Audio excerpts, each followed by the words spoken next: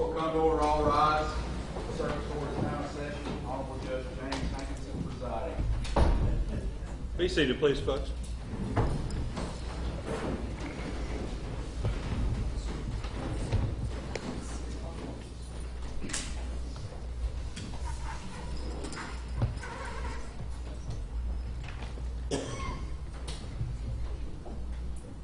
You can come to the council table, Mr. President. Have your client join you? Oh, you're bringing him in? All right.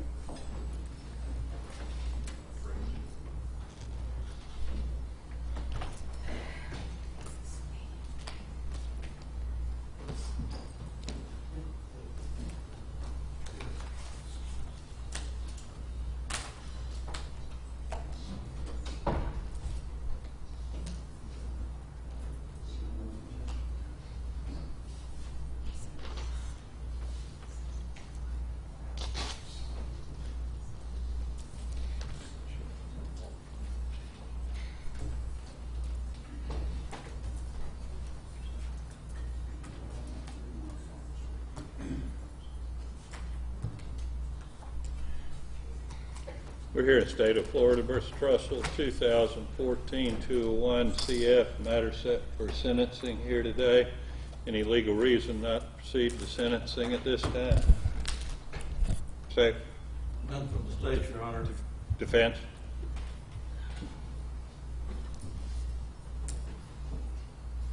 I'm not sure this is a legal reason at this point in time. I just have a newly discovered issue with the jury that we'll be moving for mistrial later this afternoon. Well, that's not a basis not to proceed to sentencing. Anything else? No, Your All Honor. right. A pre-sentence investigative report was prepared and filed with the court. Both sides had an opportunity to receive and review the pre-sentence investigative report. Yes, Your Honor. Yes, Your Honor. All right. The only technical objection I saw was as to the health of the defendant. It was represented there would be testimony on that issue, so I'll reserve on that issue. Other than that, I saw no technical objection to pre-sentence investigation. It'll be approved. Other than I reserve as to that particular issue. Any technical objection as to the criminal punishment score sheet? I didn't see any filed, but any technical objections to the criminal punishment code score sheet from the defense? No, Your Honor. All right. By my reading, shows a minimum absent departure, 105 months prison. Is that the party's understanding? Yes, Your Honor. It's pursuant to the score sheet, so we're moving for downward departure, Your Honor. All right. The score sheet be accepted without objection. I've signed it. It'll be filed. Madam Clerk, if you just make that part of the court file. All right. Defense wish to be heard on sentencing?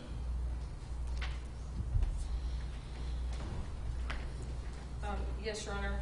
We have filed numerous character letters, and we have character witnesses here to testify to support a downward departure.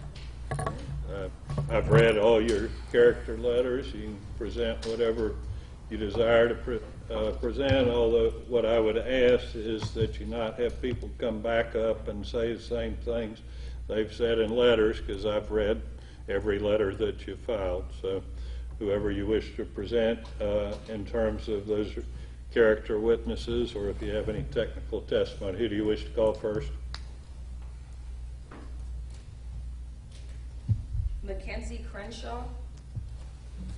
Okay.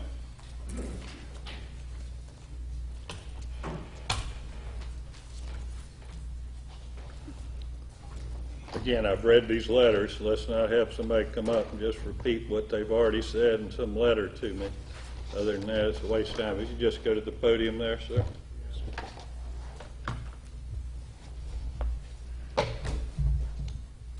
State your name for the record, please, sir. Yes, sir. McCarthy Crenshaw, Jr. All right. What do you want to say beyond what you said in your letter, Mr. Crenshaw? I believe that Your Honor should consider Mr. Trussell's actions that you heard the testimony of, and I had the opportunity to discuss with him in great detail the way he arrived at his decisions. And just briefly, I mentioned to you that I thought you ought to downward depart based on my experience with the law over the number of years since 1972 that I've been either an attorney or a circuit judge, and I explained my experience. But I think in order to heal the relationships that develop in a situation like this, because I was in Jacksonville, Florida, and then a small county, I think particularly in a small county, there needs to be some significant healing between the individuals that exercise authority in the local community, and a downward departure and allowing Mr. Trussell to be on probation with some community service would be very beneficial to the community in the short term. And that's basically what I wanted to bring to the attention of the court. Thank you. Any other inquiry you want to make, Ms. Garcia, of this person?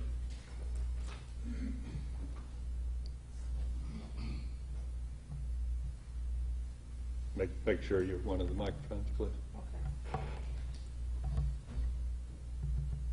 And don't have him just repeat what he said in his letter. I see you have his letter in front of you. I promise you I read it. Right. That's why I'm making sure, Your Honor.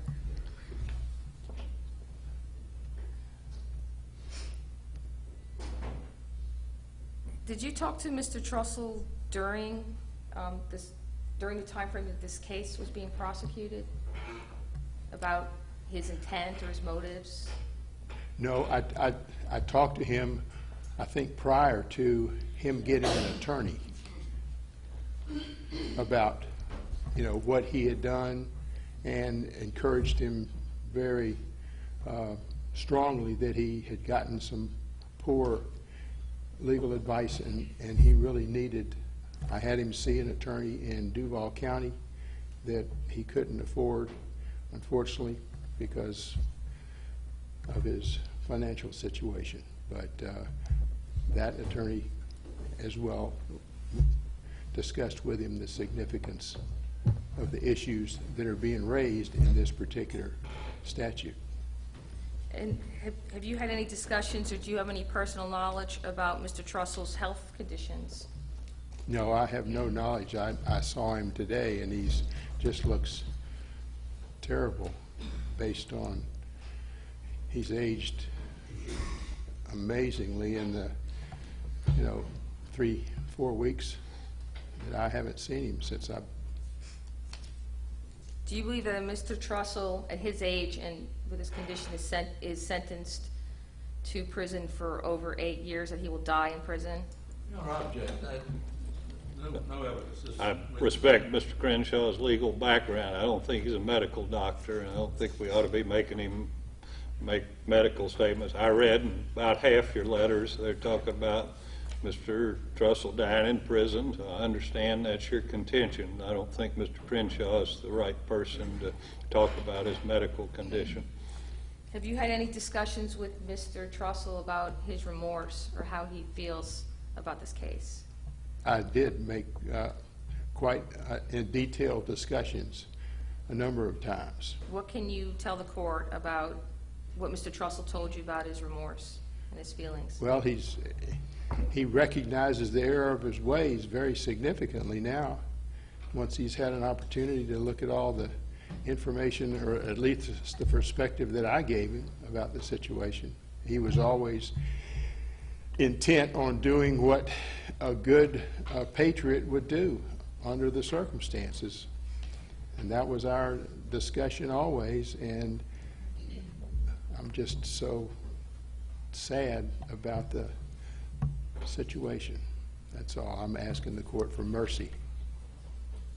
Is there anything else that you have personal knowledge of that you'd like to tell the court that wasn't in your letter? No.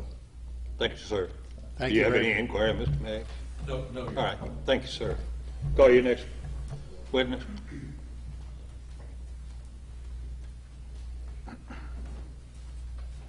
One moment, Your Honor.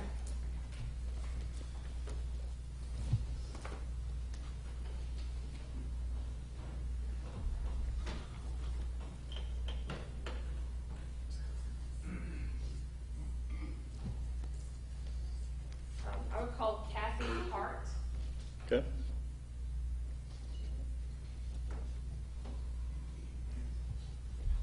Come on up here to the podium, please, ma'am.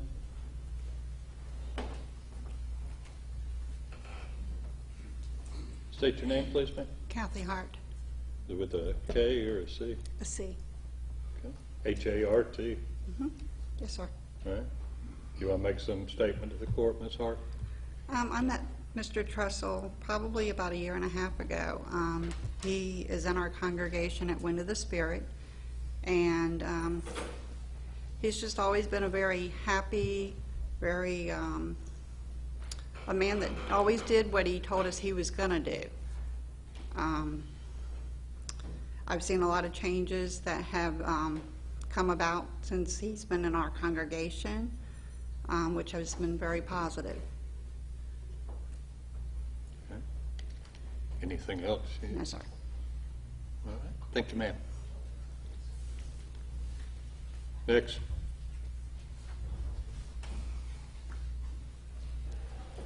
Your Honor, I would call Russell Hart. Okay.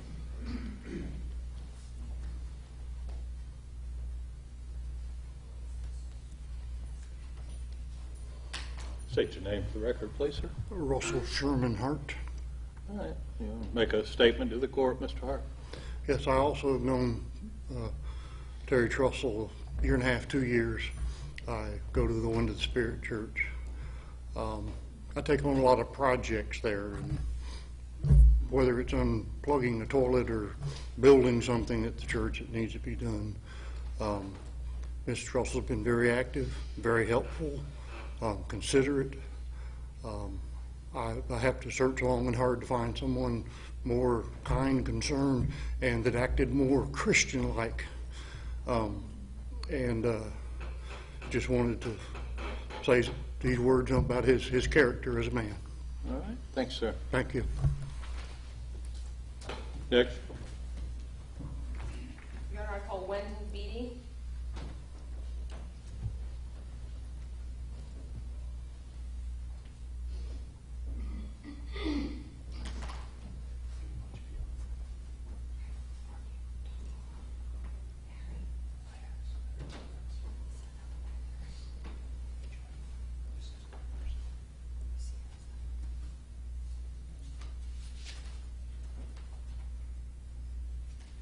Come on up here, sir, if you want to make a statement. Come on. All right. What's your name, sir? Wendell Ray Beatty Jr., sir. Spell your last name for me. B-E-A-T-T-I-E. Okay. You wanted to make a statement to the court. I've read your letter. Yes. Anything, something additional you want to tell me? Yes, Your Honor. Okay. I'm here to represent Harry Riley. His letter was not presented to you, so if you... No, I did get a letter from Mr. Riley also. Okay. Right. If I read something that... May I read what's here in case it's different, sir? If you won't filibuster us, you can read what you want. Go ahead. Okay. Thank you, Your Honor. This is a letter of character regarding Mr. Terry Trussell. My name is Colonel Harry G. Riley, retired military officer. and I did read that resist- letter. There's no sense you reading the whole letter if that's what you had in mind. Yes, sir. All right. That is letter double J in her notice of filing. I've read all the letters. But tell me if there's something you want to say. Just tell me. There will be nothing additional to what I've already told you in my letter, sir, other than seeing Mr. Trussell in his All right. current condition. I read them all yesterday afternoon and this morning. Appreciate it. All right. All right. Thank you, Thanks, Your Honor. sir.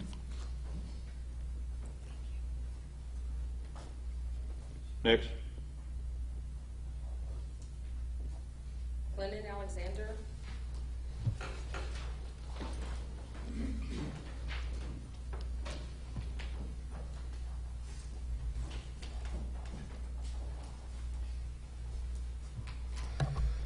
State your name for the record, please, ma'am. Clinton Alexander, Spell your first name for us. Clinnon. All right. I read your letter, Miss Alexander. What do you want to add to that? The one thing I did not include in my letter when I asked you to send Terry home and said that this court had already established its power and its authority was simply to say, please now show us your mercy. Thank you. Thank you, ma'am.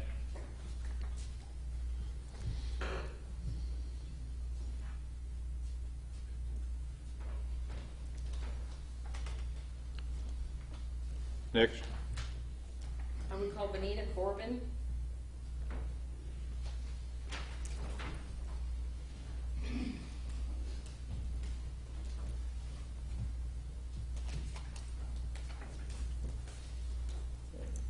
State your name and spell your name for us, please, ma'am. Thank you, Your Honor. My name is Benita Corbin, and it's Benita, and I am pastor. Corbin. Corbin, sir. Okay. I'm pastor, my husband and I, Pastor Thetis Corbin, is pastors of the Wind of the Spirit Outreach Teaching and Training Center in Old Town. And I met Mr. Terry. At that time, he was Mr. Terry to me. And at a tea party. And a couple of years later, he came to our church, and I had the privilege of winning him to the Lord. And for a person to turn like he did, it's very astounding. I've been in the ministry for almost 30 years, and I've never seen a change in a person that drastic. And we teach about Jewish customs and our Jewish heritage, and he was so excited, and he's still excited. And for me to look at him right now, from the time that I seen him a few weeks ago, is very disappointing. And I'm just asking you, Your Honor, to please show him favor. And I know all these people. I've lived in this county all my life. And I believe there just needs to be a healing in this county. Forgiveness. Because every person needs to be forgiven. And I just think that Mr. Terry is a wonderful person. Brother Terry now, his wife is such a beautiful person. And we just love him so much, Your Honor. And I just asked you to show him favor and mercy today. Okay. Thank you, ma'am. Thank you, Your Honor. Next.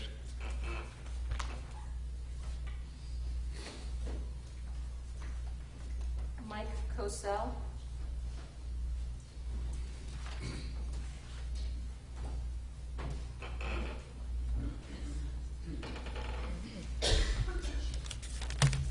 State your name and spell your name for us, please, sir. Mike Cosell, it's K-O-S-E-L. It's what? K-O-S-E-L. Okay. I'd like to say some, Terry Trussell in the community. Terry always put together workshops. He wanted for everybody. This is advertised in the paper. Never asked for money from solar power, gardening, bring in park rangers, made all the phone calls, coordinated it. During election time, he would have meet and greets with the politicians. They gave speeches. He coordinated it. We had problems with, well, there was concerns about wells being dug in the county on a lot of them. He put that together. He got the government officials in. He got people from farming and the community. And he put all that together. It's all for the community. All this was advertised in the paper for everybody. And when he was doing all this, and it wasn't just for him. It never seemed to be for him. If he wanted to learn something, he wanted everybody to learn it. He's the most unselfish person I've ever met. To say that he give the shirt off his back for you would be an understatement. He gave his time, and he gave his love for this community. And that's really all I have to say, sir. Thank you, sir. Next. Any questions? Mike, did you testify at the trial? Yes, I did. And were you one of the people that participated in the assembly of people that had called themselves the common law grand jury? Yes, I did. Do you know who actually organized or structured or set up that assembly of people? I'm not quite sure. Do you have any idea who actually drafted any of the paperwork or? I don't believe Terry did. I can say that pretty sure that he did not draft the paperwork. I do not know who the exact people who did it. And was that the group's opinion, 25 people of this county, including yourself, of what was contained in the 2 documents he's being prosecuted under? Was that the Well, I group's think, opinion? Ms. Garcia, we established at trial Right. that he didn't read the documents, so No, I did not read think the that's a fair question. Okay, I'll rephrase it. Did the 25 people all agree that there was a problem, that they wanted to express their opinion? Yes, they did. And was Mr. Trussell's role in that just to sign it as the foreman? Yes. Just conducted. He was conducting what was going on, And somewhat. do you have any other personal knowledge of Mr. Trussell's contributions to volunteer associations or to law enforcement or anything like that? His association with law enforcement, he was a citizen on patrol. I know that. Is there anything else that you would like to tell the court? He's an asset to the community. Some people sit and say something needs to be done, and they, like a couch quarterback. And he didn't. He would make the phone calls. He made stuff happen. He would get people together. For the politicians, he wanted people to know who they're voting for. And it wasn't just for him. He could have found out himself. He wanted everybody to be involved. I mean, the word community is the biggest word I can use. What he wanted was everybody, community, to knowledge. Thank you. Any inquiry, Mr. Mayor? No, no, Your Honor. All right, thank you. Next. Nina Johnson?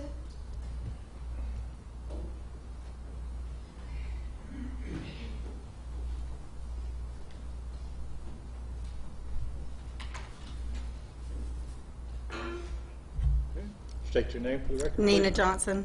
Okay. You wanted to make a statement to the court? Other than the fact that I met Terry 4.5 years ago, and he's just a wonderful man. I cannot believe that this has gone this far. Can't believe it's happened like this. I would never thought the county would have done anything like this to a man who is innocent. Thank you, ma'am.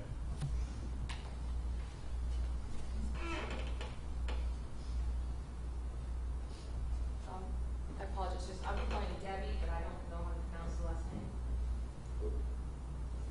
Is it Debbie? Carlton? Okay, that's fine, thank you. Jean Tully?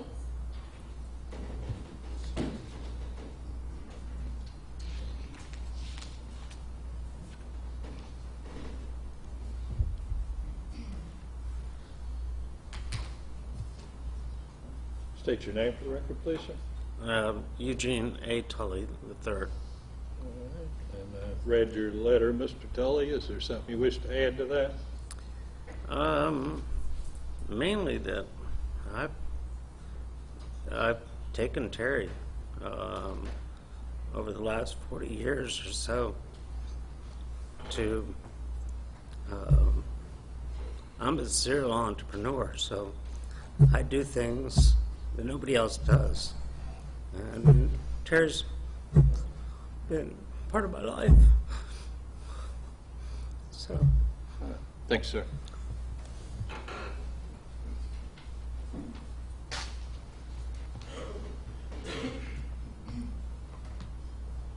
Next. Jeffrey Siegmeister?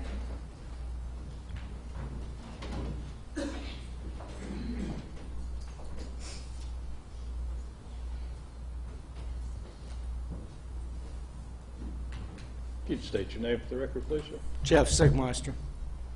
You wanted to inquire of Ms. Garcia? Yeah, I just have one or two questions, Mr. Siegmeister. Yes, ma'am. remember when we took your first deposition? Yes, ma'am. Do you recall at that deposition telling me if you had been a prosecutor on this case, you would not have charged him with these crimes? That's not exactly what I said. I said I would have simplified it and charged him with extortion and other crimes, but not something that is a new law and that's complicated. That's all I have. Any inquiry, Mr. Meigs? No.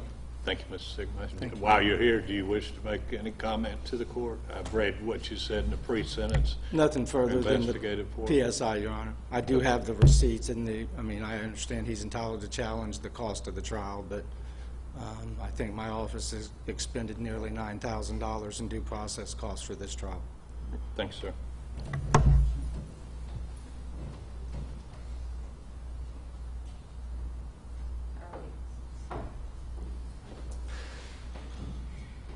Next. Yeah. Dana Johnson? Yep.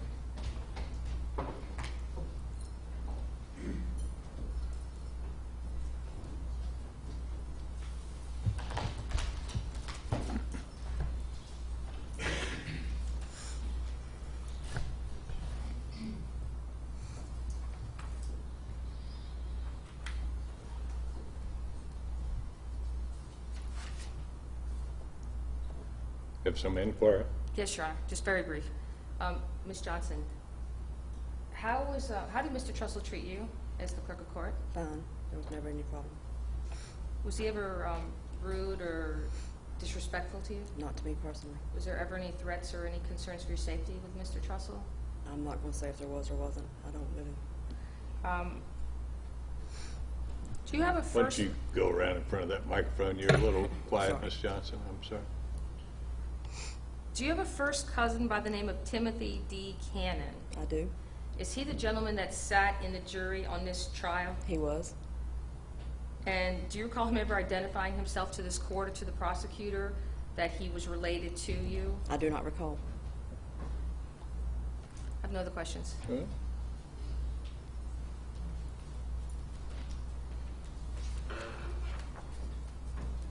Next one.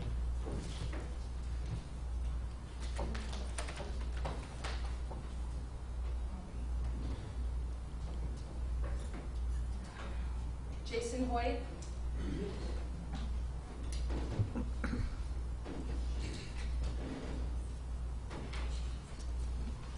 State your name for the record, please, sir. Jason Hoyt, last name's H-O-Y-T.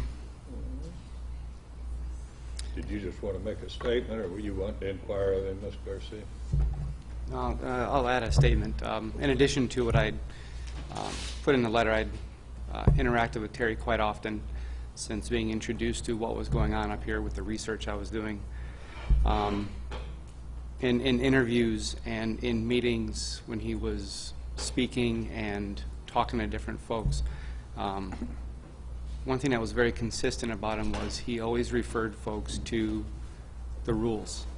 He had a handbook that he found, the Florida Grand Jury handbook. He was not provided in the beginning. He was provided the Florida Grand Jury rules, and through additional research and all of that, he always referred folks to the rules. He wanted to do the right thing, and I believe all along he felt that he was pursuing truth, pursuing justice to the end, regardless of where it went. When he saw roadblocks here, I think he was determined, because he swore an oath, and he swore an oath back in Vietnam to the Constitution and to truth and justice. And not once did I get the impression that he was trying to come up with some plan, that he was trying to do something outside of these rules. He felt that when there was an issue with the state attorney, his rules said, write a letter to the judge. He did. He was ignored. And he was frustrated by that. And he, at each turn, was determined to try to do what was right.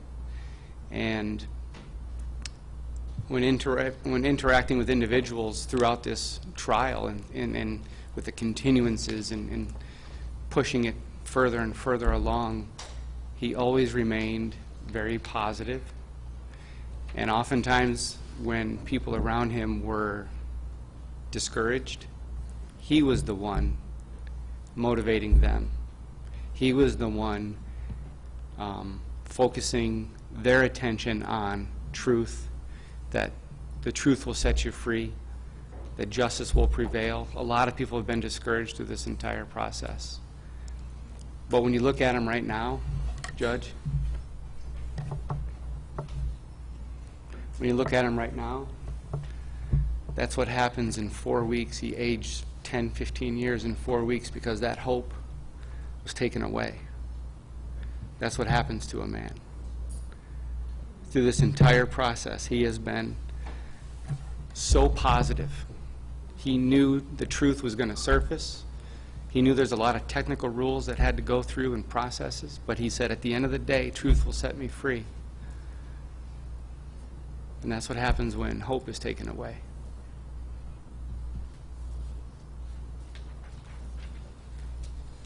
And I did say it in there, but this is a very real death sentence to him.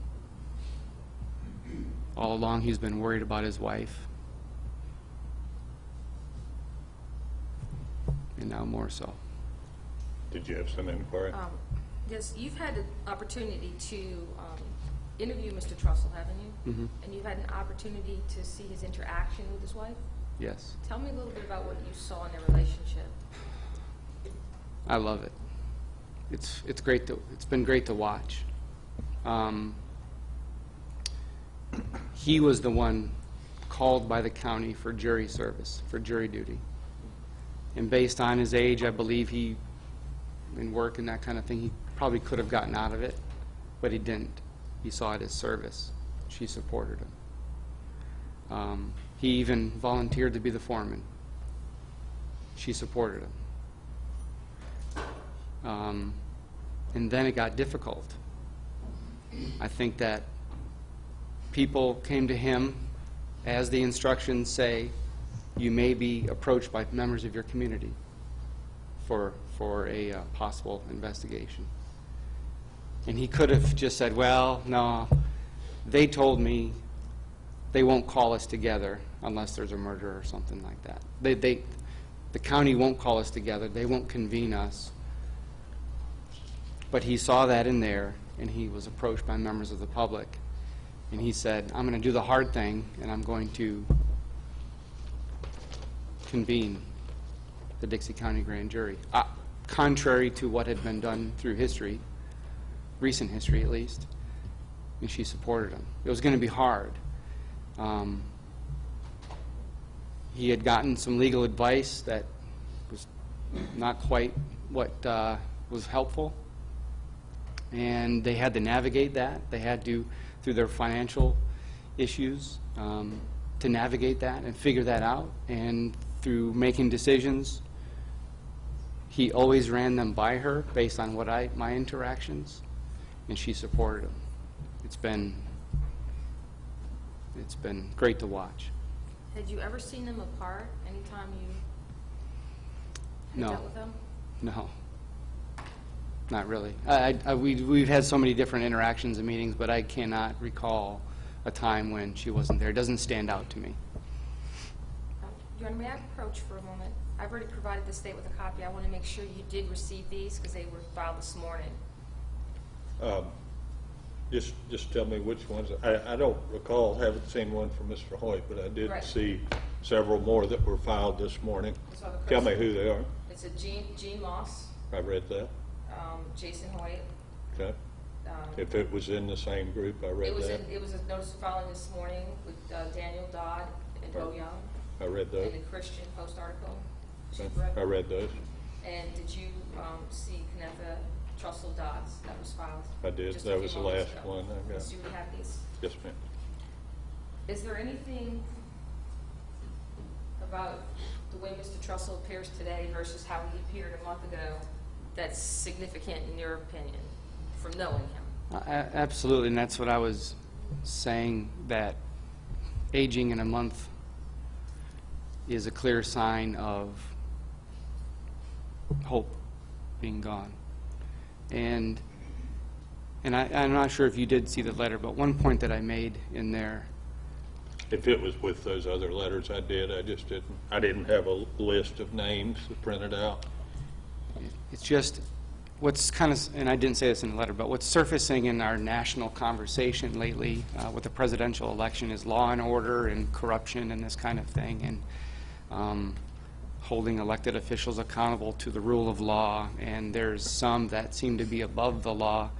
And recently, the director of the FBI made statements admitting that Secretary of State had acted irresponsibly, recklessly, I think was the term, and then through his testimony before Congress, essentially admitting that numerous statements that the Secretary of State had made were contrary, were lies, were incorrect. And that involved national security. 33,000 emails were deleted. And that involves real national security issues. And there's a federal statute specifically about classified material that she was to follow and didn't. And he basically said he's not going to recommend a prosecution. And when I look at that compared to... Mr. Hoyt, I don't have anything to do with that case. And No, trying to I'm compare drawing these a cases comparison. together is pretty silly, frankly. I'm drawing a comparison of relevance where Finish up your comments. where Terry filed 4 pieces of paper that were ignored. There was a recent study by the Institute for Justice that said 86% of people in prison didn't actually involve a victim. They just didn't follow some sort of statute. They didn't injure someone. They didn't injure another party. 4 pieces of paper, and he's going to get a death sentence. It's just, my heart's broken. I mean, it's so hard for me to watch this.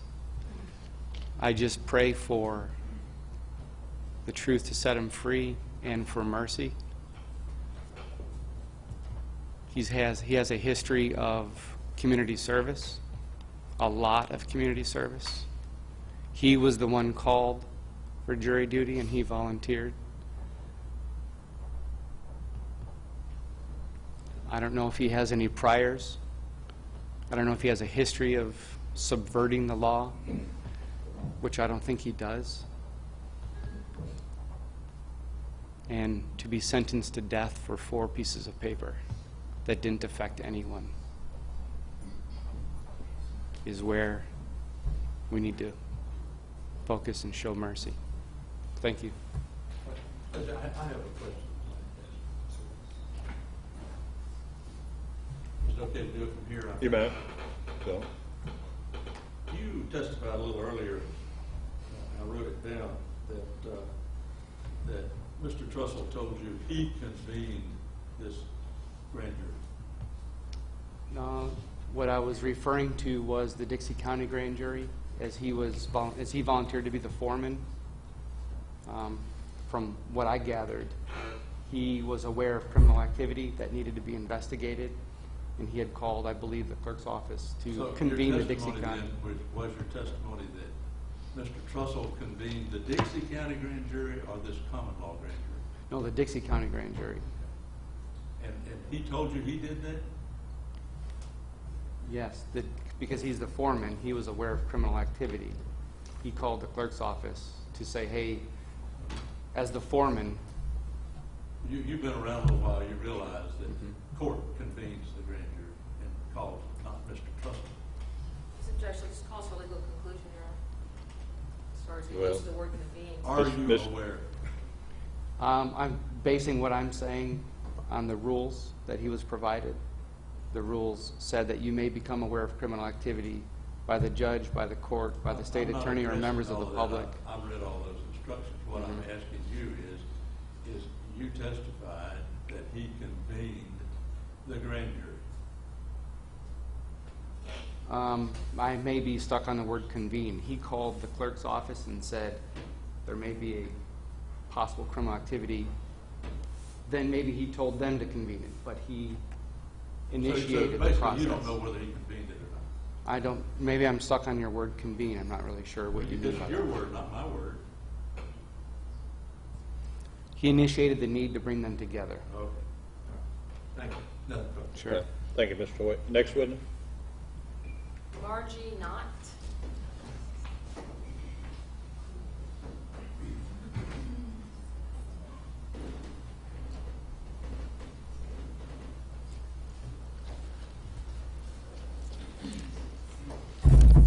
name and spell your name for us, please, ma'am. My name is Marjorie Knott, M-A-R-J-O-R-I-E-K-N-O-T-T.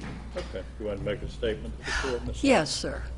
Your Honor, this is the first time I've ever spoken in such a way, so I'm shaking. And sitting here listening to all these people speak, I think is a big picture here that maybe hasn't been addressed. The heart of this community is broken. It is grieving over a situation that, well, Terry stepped over the line, and I don't believe he knew he was stepping over a line. He was trying to create justice or right, whatever that may be. I don't see Terry as having a criminal mind. I honestly do not see where criminalizing this man's actions to the point where he must serve a long-term sentence would accomplish anything.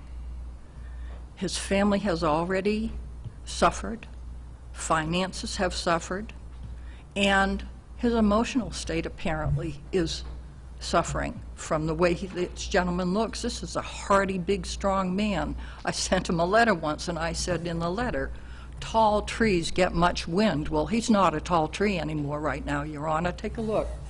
He's my dear friend. And how can this happen to a person who is trying to do the right, and then it became criminalized, and he's allowed to go to jail? I looked up the word justice in the dictionary. Justice is the quality of being fair and reasonable. What is happening here? There's another term called rough justice, which I found in the dictionary. Very scary. Past reasonable, that's all I can say. I think he knows he stepped over the line. I don't think it was intentional, but yes, he did. And now what are we going to do about it? Are we going to put him into slammer for years? Or are we going to allow this community, as I have heard over and over the term, heal and start getting well over it? I just don't see the advantage to putting this man away. He's a citizen that has been upright, loyal, friendly, into the community, helpful. Where did we go wrong? I appeal to you to have mercy, sir. My husband was a police officer for almost 50 years. He's not with us anymore. But I will tell you one quality he had that I really appreciate.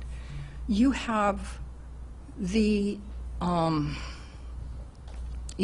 given the power to mete out justice. And in a small way, my husband was given the power to mete out justice, nowhere near as much as you. But when he would come home and tell me stories about people that he could easily have arrested, but he saw another layer, another dimension in their problems, and he would release them. He was a hard guy. He would put his grandmother in jail. But there was something in him that recognized the truth, and whether that person needed arrest or to reconsider their decisions in life. So I just ask you to mete out a fair justice, and I thank you for listening to me. Good. Thank you, ma'am. Next. Belinda Root.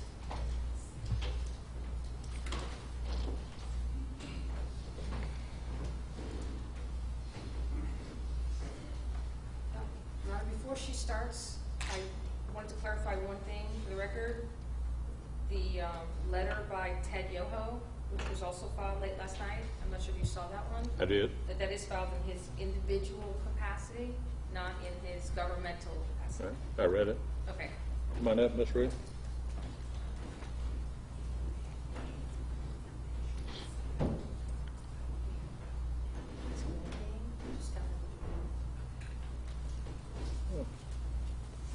Ms. Root, read your letter. Is there something in addition you would like to tell me?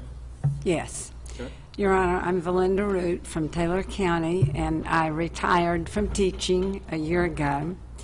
And I first met Terry Trussell at a Tea Party meeting in Taylor, and I was speaking that night about Common Core.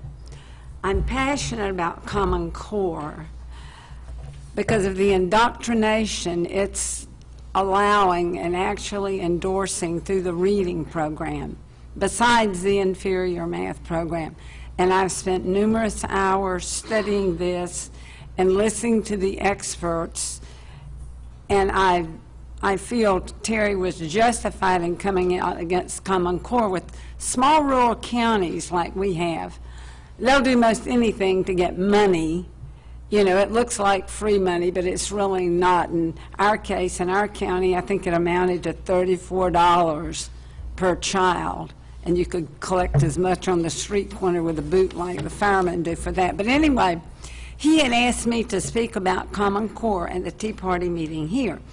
And so since then, that was several years ago, and since then, we've gotten to know him much better. And he's a very honorable man, and I was mortified today to see this man come in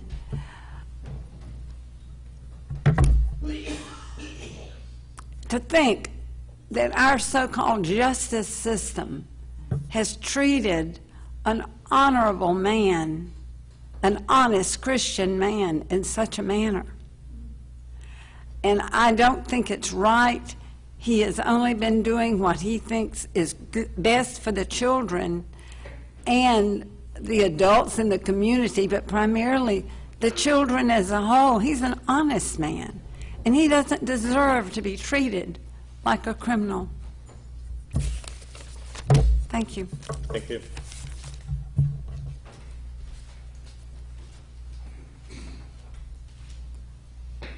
Nick? Sheriff Hatcher?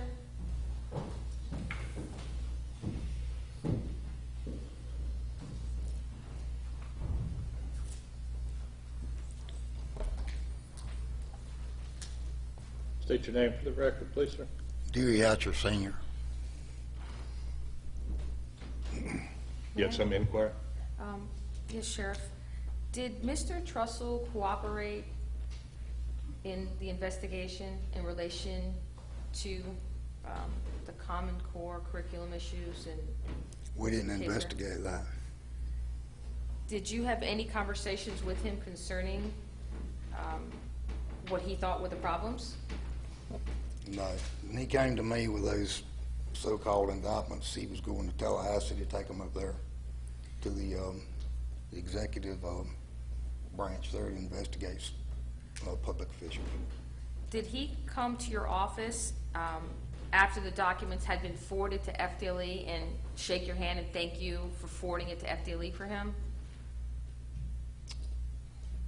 I don't remember if he came by or called, but I remember talking to him. And he did thank you for you forwarding it. Did Mr. Trussell also act as a volunteer with the sheriff's office prior He to was this? with our citizens on patrol for a while, yeah.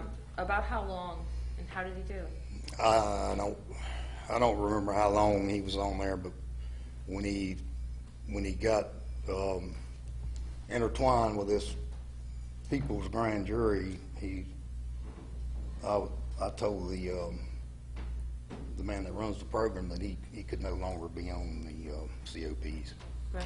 Do you know of any other volunteer political work he's done in this county, whether it be help people He get was elected? associated with the branch of the Tea Party here.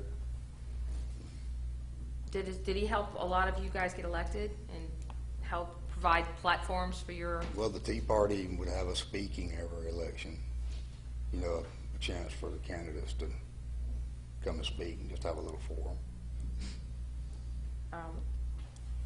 Is there anything else about Mr. Trussell that you know of that the court would need to hear that shows the service he's provided to this county, or anything positive that he's done that you can think of personally? No, ma'am, that's my dealings with him there. Thank you. Any inquiry, Mr. Mayor? Yes, sir. Okay.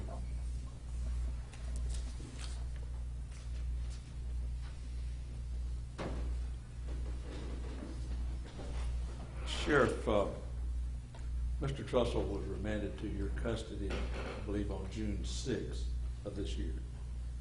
During that period of time, have you had occasion to see him in your facility of the Dixie County Jail? Approximately, I'm not sure of the date. Approximately 2.5 weeks ago, I was on the secure side of the jail, and we had an issue there with 2 inmates, and I went down to the pod where the incident happened, and I observed Mr. Trussell in there that morning. So you have seen him in the Dixie County Jail? Yes, sir. As far back as 2 weeks ago? Yes, sir. Would you tell the court what he was doing Well, when you saw after him? the incident happened, you know, we have Overruled. Proceed. we have cameras in the jail, and so we were watching the video to see, you know, just what happened during the incident. And before the actual incident happened, I observed Mr. Trussell walking around in the open pod. He was making like laps in the open part. It's a big open room with tables, and then there's cells on the sides. But he was just exercising. He was making a few laps, and then he'd stop, and then he'd make a lap or two inside that open pod. Okay, now that was 2.5 weeks ago? Yes, sir. I'm not sure on the date. It might have been 3 weeks. Yes, sir. Okay, now you were in the courtroom earlier when you observed him come into the Yes, sir. courtroom. Was he walking in that fashion? No, sir. 3 weeks ago? No, sir. How was he walking in He was comparison just to walking today? around like he was exercising. Did you have occasion to see him during the course of the trial? Yes, sir. Periodically? Yes, sir. Was he walking around in the pod 2.5 to 3 weeks ago in the same manner that he was walking around this courtroom before? Yes, sir. And that, just from a comparison purpose, from what you saw today and from what you saw in the courtroom and what you saw 3 weeks ago, is there any comparison to the three? Objection, it calls for medical speculation. Overruled. No, observing him walking around in the pod, he was very able. Thank you. No further questions. Anything further, Ms. Carsey? No, Your Honor. All right, thank you, Sheriff. Next witness.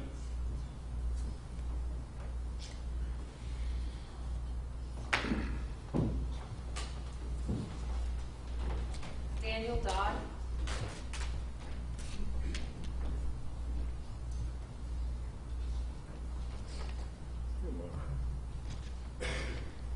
State your name, please, sir.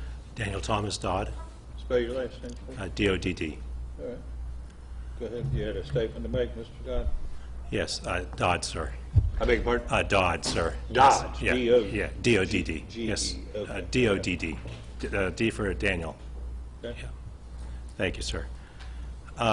Just would like you to really consider mercy for this man, Your Honor.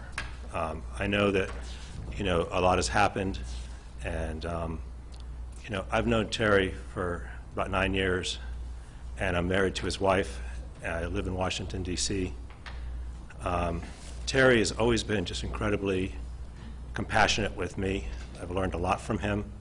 We have completely different politics. Let me correct you. So you're married to his daughter? Yeah. You Yeah. said wife by accident. Oh, my Just- gosh. That would be a problem. Okay. Just for the correction record. Sorry, I'm just a little nervous, sir. So yes, I am married to his daughter, and he has completely different politics from me, but he has never shown me anything but respect and always wanting to learn, you know, although sometimes try to persuade me of, you know, of Tea Party politics and such. And I have learned a lot from him. I'm especially learned from, you know, his compassion, his community service. You know, he's come up and helped me on many, many occasions when I used to live in Savannah, Georgia.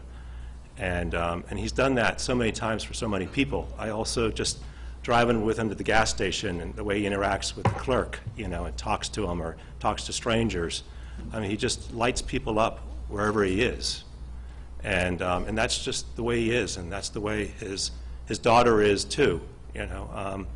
In fact, they drive me a little nuts sometimes because I'm a northerner. I grew up in Maine, a small town in Maine, and I just want to get out of somewhere sometime, you know, and get to the next place, you know. And they really take it upon themselves to sit there and talk to the person. It's helped me to learn to slow down and to really pay attention to those people that are around me and to treat them with compassion, sir.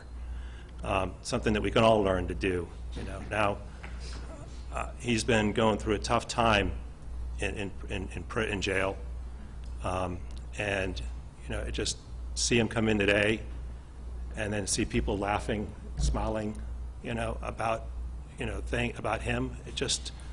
I'm trying not to be angry, but I'm also just so sad. I mean, I know that there's been incidents that have happened at the jail that he's witnessed, and I know he's also trying to make it a good place, and he's trying to meet people and talk to them, because that's just the kind of person he is. He and his wife have been married for, I think they're celebrating almost 50 years, and they take care of each other. I can't believe that they still walk around and hold each other's hands. And it's just really inspiring to me, and I just don't know what's going to happen to her. She has a health condition. I don't know what's going to happen to her without him. I don't know what's going to happen to him, without her. And my wife and I are ready to let her come down to be with her mother if he does end up being in jail for 10 years or longer. I know that's been one of the recommendations, that it be longer. And I just please beg you for mercy, sir, and for consideration of his first offense, and that he's a Vietnam vet, and that he is passionate, maybe sometimes too passionate about the issues, but that shouldn't be a crime, and I understand that he's made some mistakes, and I know that he's remorseful for those, and so I really, again, ask you, sir, for his family and for this community for all of you, I ask all of you to look in your hearts for a little bit of mercy, a little bit of forgiveness, which I know is not easy, because we all harden and we all think, and we want to build somebody up to be who they're not, and I just think that there's just a lot of other things that are happening in this country that are a lot worse, and in this community, in all communities around the world, this country, that are a lot worse. So, what Jason said earlier, Mr. Hoyt, about 4 pieces of paper, really resonated with me, and it just is amazing to me that he could potentially go to jail and, for 4 pieces of paper for 10 years or 20 years, as has been recommended. Have you had any conversations with your father-in-law about his remorse or his sadness for what's going on and what he did? No, because he talks to my wife, and but I've heard from my wife, that he's, there were a couple of guys that he was working with that were, of course, they're not here. They completely have abandoned, and that really had an influence on him. And Terry believes in the best of people, and so sometimes he gets carried away with things. And he has so much integrity, he would never call them out, and he hasn't. I understand he didn't do it in the trial, and so I just I know that if he could do it over again, he wouldn't do this, and I know that if you had mercy, this court had mercy for him, that you can trust that he is a rule follower. He did that when he went to Vietnam. He's always followed the rules. He's always followed the laws. Even though he might disagree with them, he's always done that. Do you know anything specific about his medical history, or is that something that your wife? Well, I know that he's had problems with blood pressure. I know he's had problems, with his legs. You can see that he's always hobbled around. He just came in, he's got whatever those things are on his ankles, of course he's going to shuffle. He does that even when he's walking around town. He shuffles because he's always had a really bad leg. Were you aware of his serious auto accident in 2004 that resulted in lower back surgery and neck surgery? Yes, and has he been suffering from that degeneratively since? Yes, but it doesn't stop him. 8 years ago, when we were working on my house in Savannah and he drove all the way up, my wife was so worried about him because it was in the middle of the summer at this time of the year, and he's helping us to work on our roof, and he's going up and down the ladder, and we were worried about him, and he slipped a few times, but his heart's bigger than his body, his capacity of his body to actually keep up with things. So, you know, to be saying that he's just like exercising, doing push-ups or whatever is inaccurate. But his heart is big, and of course he's trying to stay healthy, you know, while he's in jail, because that's what I would do. I'd be trying to stay healthy. I'd be trying to get out and walk. Were you aware of his shoulder surgery on both, I can't even say it, both shoulders in 2013? Yes. Do you know anything about his abdominal pain or the therapy he uses to suppress that pain? I don't know about that particular. Do you know anything about his gluten intolerance and the specific I diet do. that he needs? I do, yeah. What do you know about, you know, his diet and his lifestyle with him and Marie as far as that? Well, I mean, they have to be careful with what they eat. They always are, you know, and we always have to make sure we've got gluten-free bread for him because it affects his knees, it affects his back. And so we have to be, you know, always watching out for what we do. And when we go out to eat, we always got to be careful about what he can eat, you know. And so, I mean, and he's always trying to get exercise because you know, that's what he feels is good for him, you know, is trying to get that exercise to stay strong and be able to combat these things. So is it fair to say you've seen in the past if he eats like white bread or pasta, it severely affects his body and his ability to Oh, yeah, move? there's no doubt about that. I mean, well, he knows that. I mean, you know, yeah. Are you aware of his skin cancer where he has to have constant monitoring for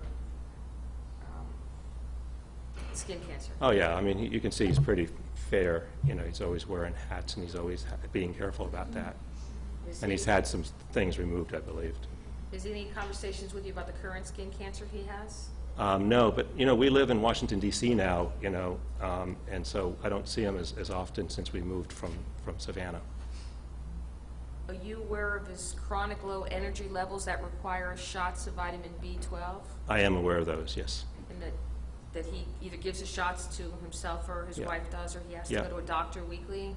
Yeah, well, I didn't know that he had to go to a doctor a week. Well, actually, no, I do remember my wife saying that he had to go to a doctor for those. And, you know, but again, it doesn't keep him down. Now, he drinks a lot of coffee in the morning, you know, that gives him energy. And then the things that he feels passionate about give him energy, you know. I mean, so all that stuff is community service, all that. We all know that when we give, you know, we get a lot when we give.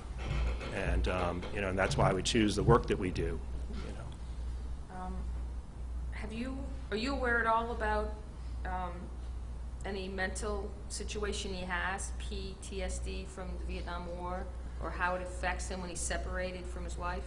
He doesn't talk about, you know, the war. I mean, he was, thank God, you know, not carrying a machine gun, but he definitely saw things like a lot of people saw. He's never been away from Marie. I mean, he came up to D.C. one time for a rally that was going on with the Tea Party, and he, you know, it was not easy for him to be away from her, you know, and he was calling her on a regular basis. But the two of them are very, very, very rarely separate from one another. And how is, does Marie need him to take care of her for her physical ailments also? Yeah, I mean, the two of them remind each other of what's happening, and they, you know, they take care of each other. I mean, that's what they do, you know, and that's what I've learned to do with, you know, that's what I'm learning to do with my wife, you know, we take care of each other as well.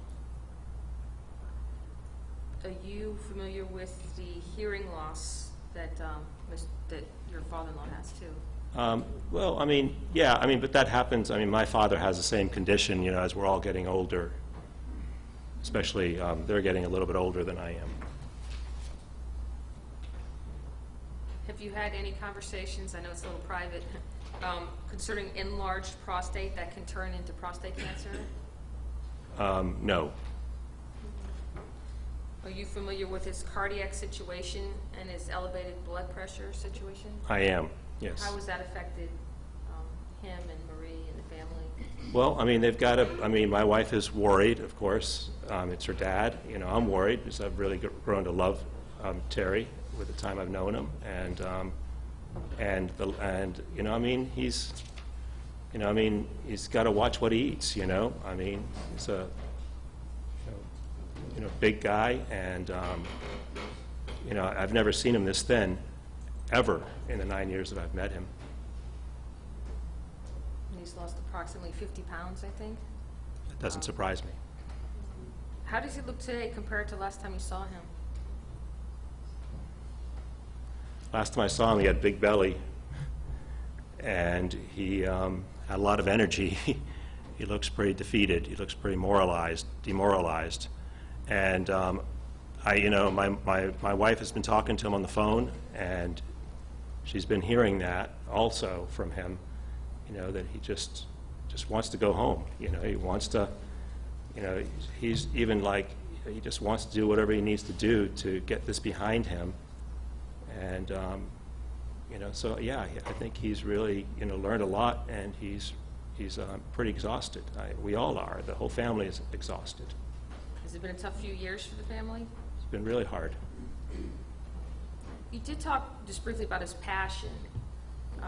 Does he express a passion to you in, America and the Constitution and doing the right thing? God, he loves his country. He went to war for this country. He's involved with all of his politics because he believes in this country. I was a little nervous when I got a job with the federal government because I thought he wasn't going to want to talk to me anymore because he's not a fan of the federal government. But he does because he loves me, and he's learned from me also, I think, that not all of us feds are bad. He's just, I forgot the question, I'm sorry. That was fine. What do you actually do for the federal government?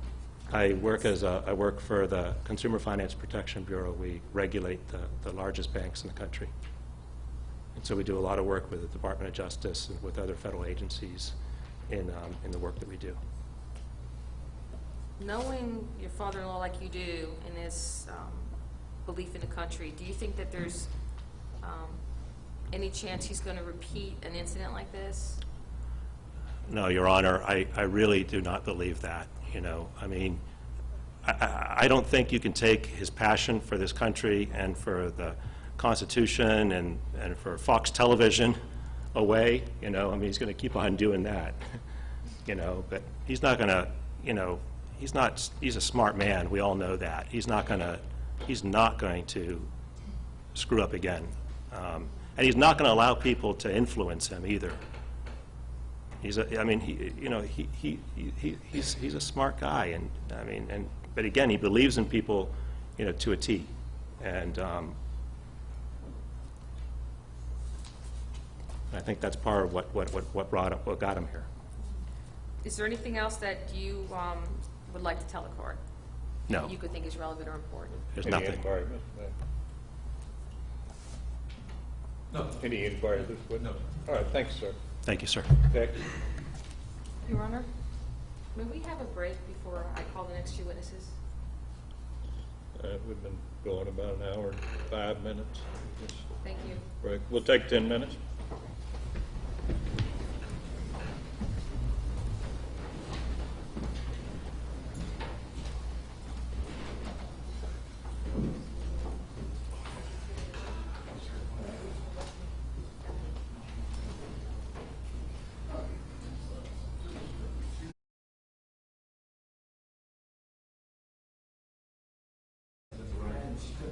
Court come to order, all rise.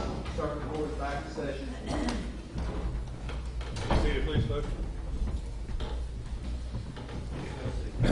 Next witness, Mr. Garcia. Frank Linton.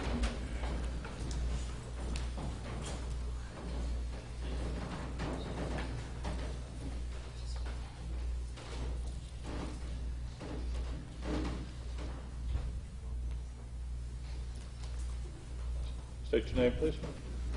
Special Agent Frank Linton.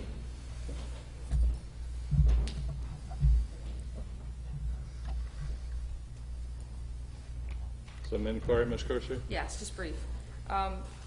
Mr. Linton, were you the agent in charge of this investigation? I was the case agent for FDLE. Okay.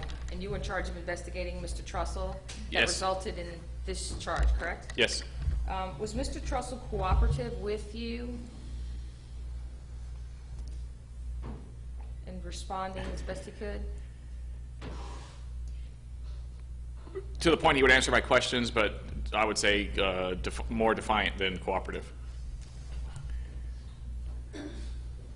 Did Mr. Trussell believe that you were investigating the allegations he brought to you, or that were brought to you, as far as the Common Core curriculum? I can't say what he believed. We made it aware that we were there conducting an investigation. In the first conversations you had with him, was he very cooperative, though, talking about what he thought were the problems with you? The Yes. Common Core curriculum?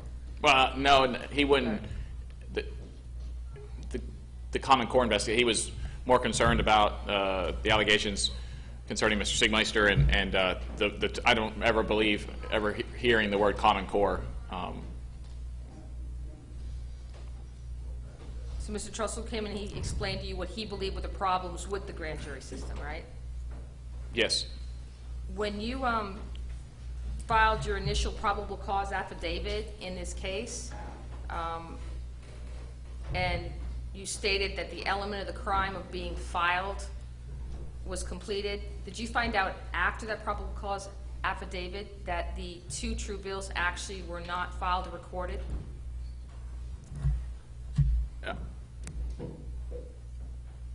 They were on file at the state, I found out that they were on file at the clerk's office, but they were not recorded. They were contained in a blue folder.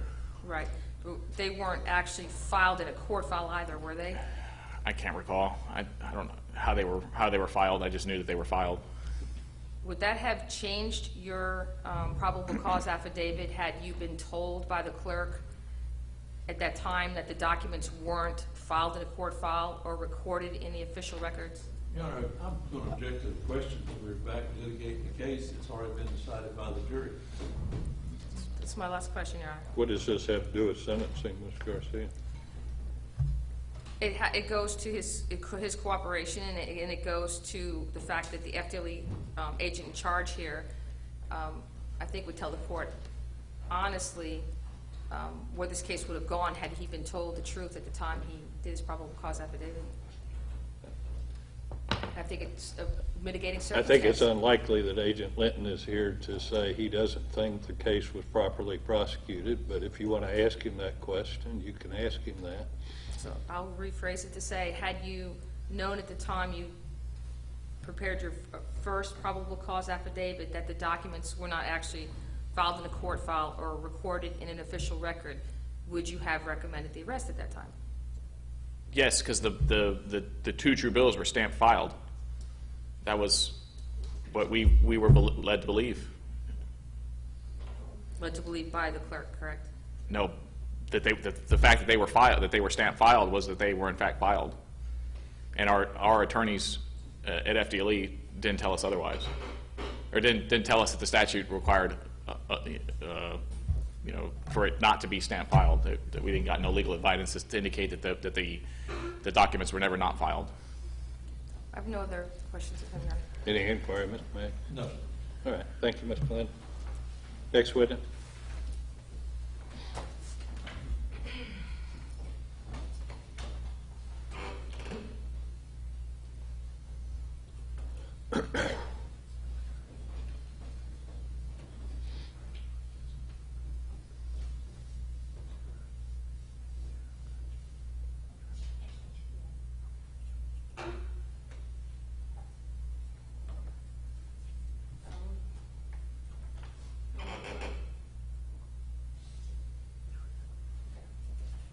Marie Trussell. Actually, no, Your Honor, I'm sorry. I call Donna Marin.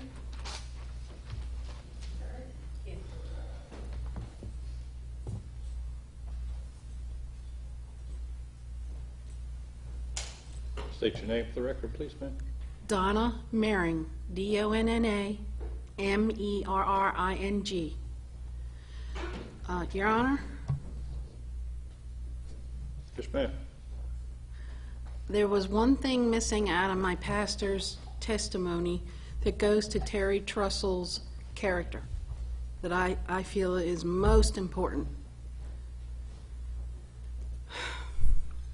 The reason Terry came to church.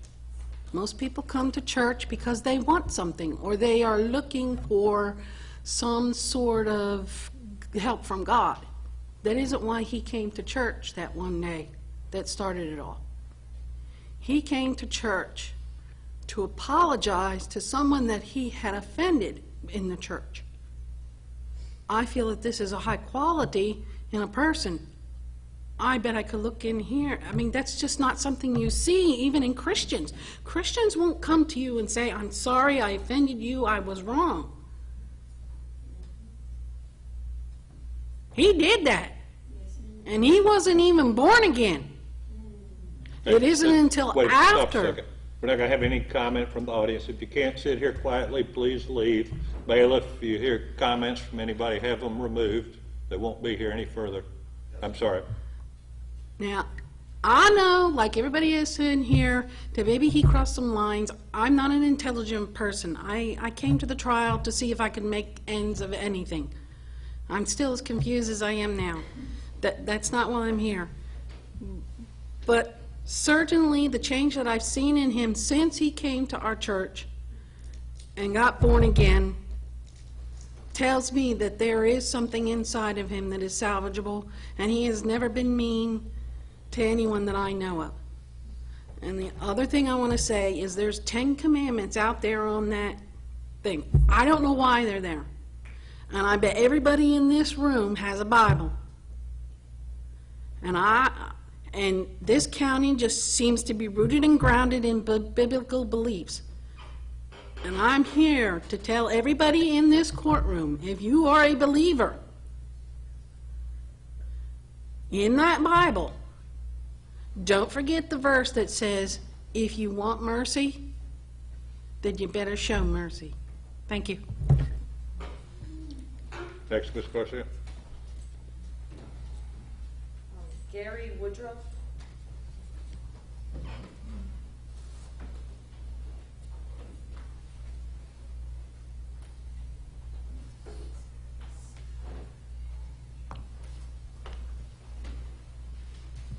State your name for the record, please. Gary Woodruff. All right. You wanted to make a statement, Mr. Woodruff? Yes, I do. I've known Terry Trussell for several years, and this case particularly troubles me as a member of the independent press, the First Amendment, given that there is no apparent witness or victim in this case. The case appears to be a victimless crime, and therefore there is no harmful intent. If there's no harmful intent and no victim, then the rule of law in the Constitution and our Bill of Rights is severely deprecated in this. As an independent journalist, I can also say that this case is by no means limited to Dixie County. I know that as a member of the press, it has gone out to the Northwest, Oregon, Washington, Idaho, California, not only there, but to the Midwest, now to the Southeast, to the Northeast, to the federal government, and even outside of the boundaries, the borders of the U.S., that other nations are looking at this. And this case is a trophy of an example of a deprecated rule of law. It deprecates not only our rule of law, but our Constitution and our Bill of Rights, and casts a cloud over our entire legal process in our government, to where people that I work with directly come to this nation and they even violate. You have something to say on the sentencing of Mr. Trussell, Mr. Woodruff? Yes. That's what we're here to do, is do a sentencing. Yes. Terry Trussell is not a criminal. There's no criminal, there's no victim, and there's no criminal intent. There's no harmful intent. And so I believe that it's appropriate that Terry Trussell is given the maximum amount of freedom that can possibly be given, also within the rule of law. I think it's to give him a prison sentence is a long-term death sentence, and it's inappropriate. It grieves me severely, not only as a citizen, but as a we the people and as a journalist, and who I am.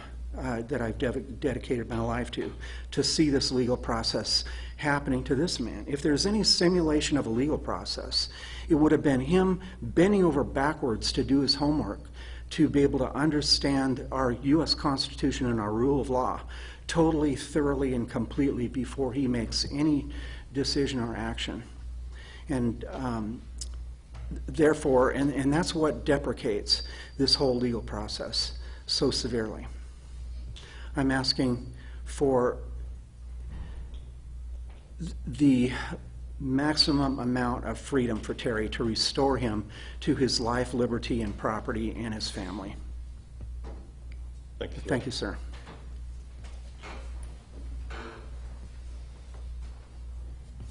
Next.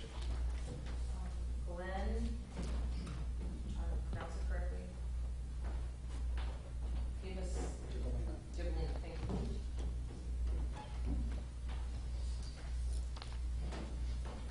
Good morning, State your name, please, sir. Good morning, Your Honor. My name is Glenn Gibelina. Spell your last name for us, please, sir. G as in George, I, B as in boat, E, L-L-I-N-A. Okay. You want to make a statement to the court? Yes, as a citizen of Florida, I'm involved with the judiciary. I've been involved. I'm a judicial watcher. I am involved in the judiciary every week.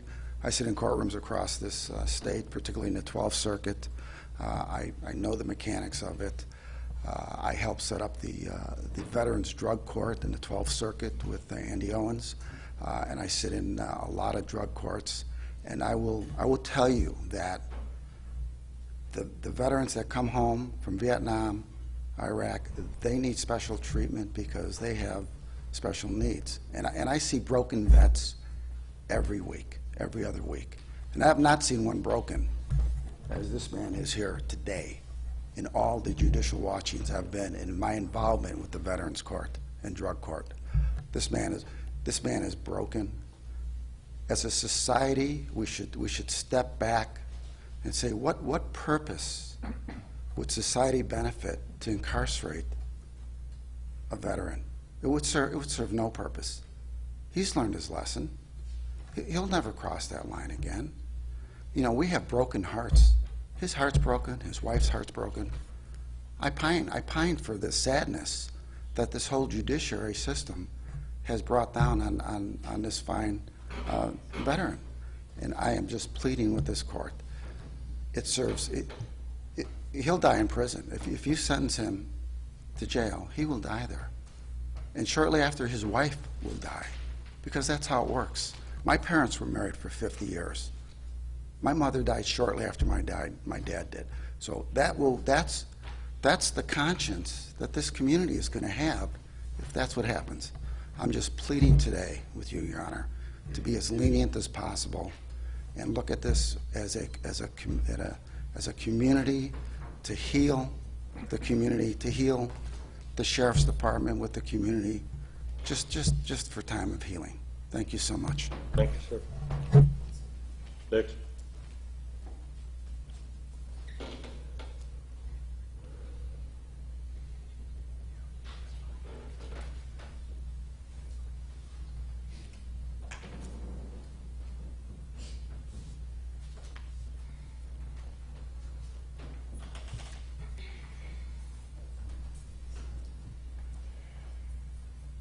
Marie Trussell.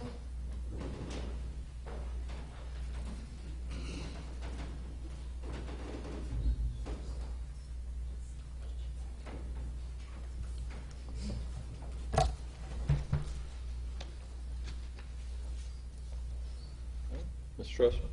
Hi, I'm Marie Trussell. I'm Terry's wife. We've been married 49 years.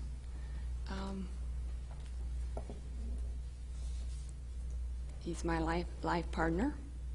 We do everything together.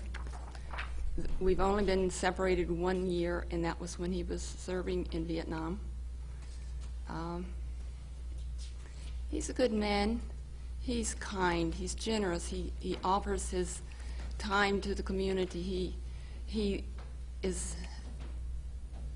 puts God first, family, and then community, and his country. And as far as this situation, he has no criminal background. We have done everything that is expected of others.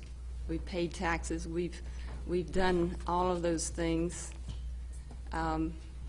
He has been a businessman, an entrepreneur. I'm a retired school teacher for 43 years.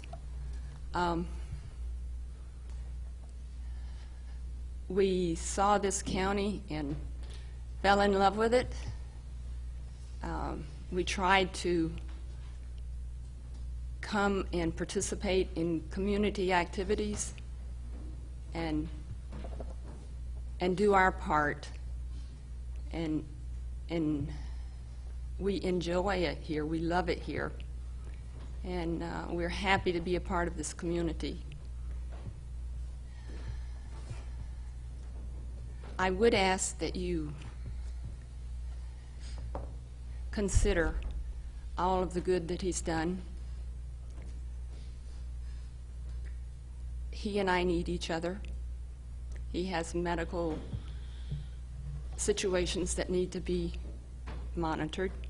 So do I.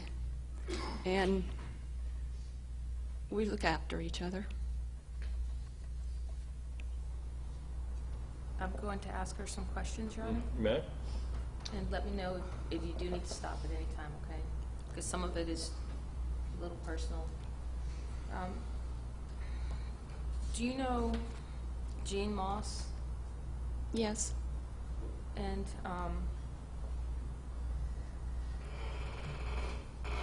was he Mr.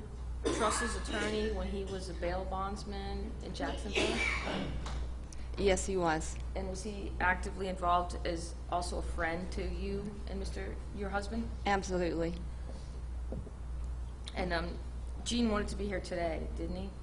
Yes, he did. Because he's also been a lawyer for 50 years, right? Yes.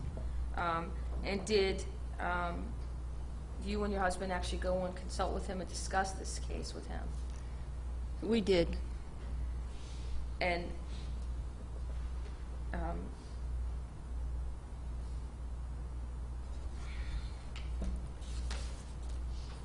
in relation to legal advice, did your husband get any legal advice in this case prior to me coming aboard to assist him to try to do the right thing and figure out what happened?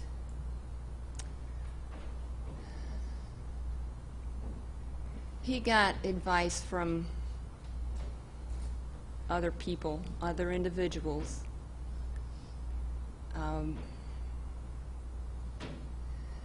Much of that did not work, was not effective, I should say. We did get counsel from someone else, an attorney, and after a short while decided that was not a good fit. And so then we were searching and found you. To this, we really have a problem with finances and finding a lawyer that could help, and thank goodness you were available. But we have a mountain of debt, and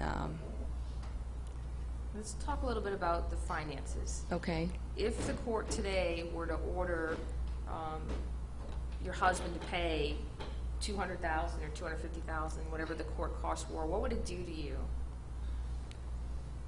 If we sold everything we own, we could not do that. In fact, we're selling things now, trying to pay the mountain of debt that we already have undertaken to this point. And are either of you in the physical or mental condition to be able to work full-time again to earn money? No. Terry has the more marketable skills, but he has medical problems also. What, you've been very actively involved in communicating with Terry throughout this case, right? Yes, of course. Tell me what remorse he's expressed to you about this case and what it's done to, whether it be Mr. Siegmeister or the state or you or the courts. What has he said to you? Well, he did not think there was, he would never do anything intentional to harm anyone. And when all of this took place, he was not aware that there was any illegalness to it, if that's a word. And absolutely no intentions to harm Mr. Siegmeister. And if he did, I'm sure he would apologize. Comments to me, okay? I'm the one making the decision in sentencing. Yeah. What does he express as far as his sadness about his actions in participating with this common law grand jury assembly and expressing his He would opinion? absolutely never, ever do it again. And he's, you know, he's sorry that all of this has taken place and happened. And is he the person that came up with the whole common law grand jury concept? no, we knew nothing about it until, thank you, a few months before all of this occurred. In fact, we went to various places seeking information simply because of the Tea Party. Terry liked to involve the community in knowledgeable subjects, or subjects that he thought would benefit the community, I'm sorry. And he was always looking for topics of interest that he thought people might be interested in and would educate the community. And in one of those ventures, we came across this, and he just learned about it a few months before. Was he asked to participate in that assembly that took place here in the courtroom? No, he wasn't asked to participate or be a part of the group, but he was asked to come and discuss whatever was talked about. To present Present, information or- present only. And He did not vote, he did not participate other than discussing the items he was asked to come and present. And is he the person out of that group of 25 that actually prepared the four pages that he's being prosecuted under? Absolutely not.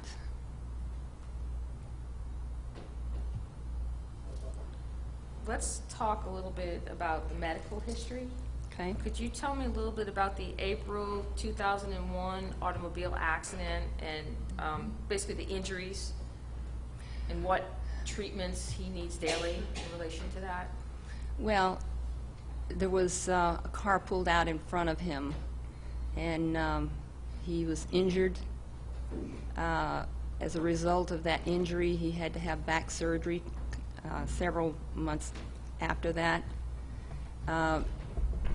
Because of the delay in medical attention, which is a normal procedure. You go to your doctor and they want an x-ray and they want you to do this and they want you to do that and blah, so forth, that we all go through.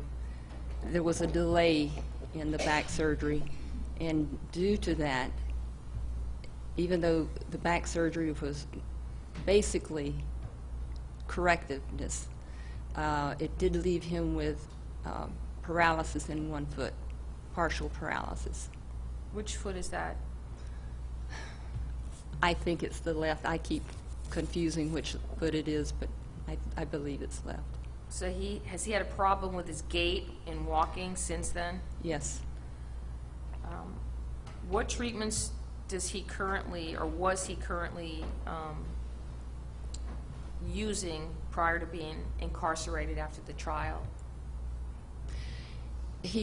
What medications? Yeah, like what medications or what? He takes routine? medication for high blood pressure, which he's had a problem with, and there's always monitoring that. His medication for prostate problems. He has always had a hearing problem. Certain sounds he doesn't hear, certain levels of sounds. Did he have shoulder surgery in 2013? Yes, both shoulders. And rotator cups problems.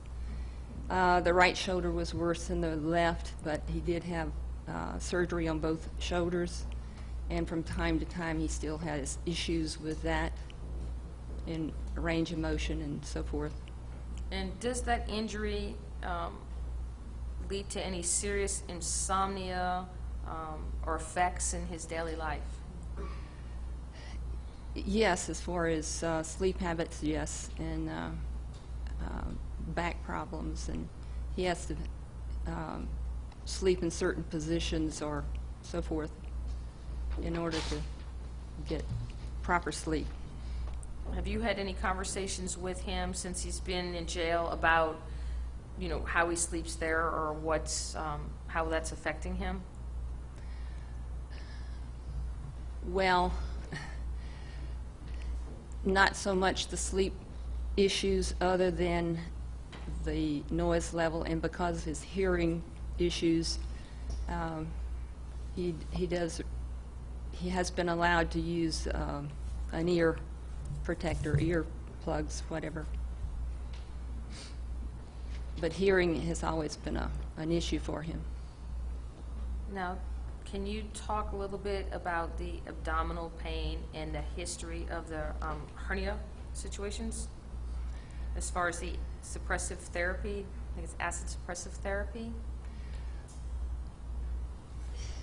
He's had abdominal issues for probably 4 or 5 years, and he has had tests run on it. They've given him certain types of medication from time to time to ease that problem.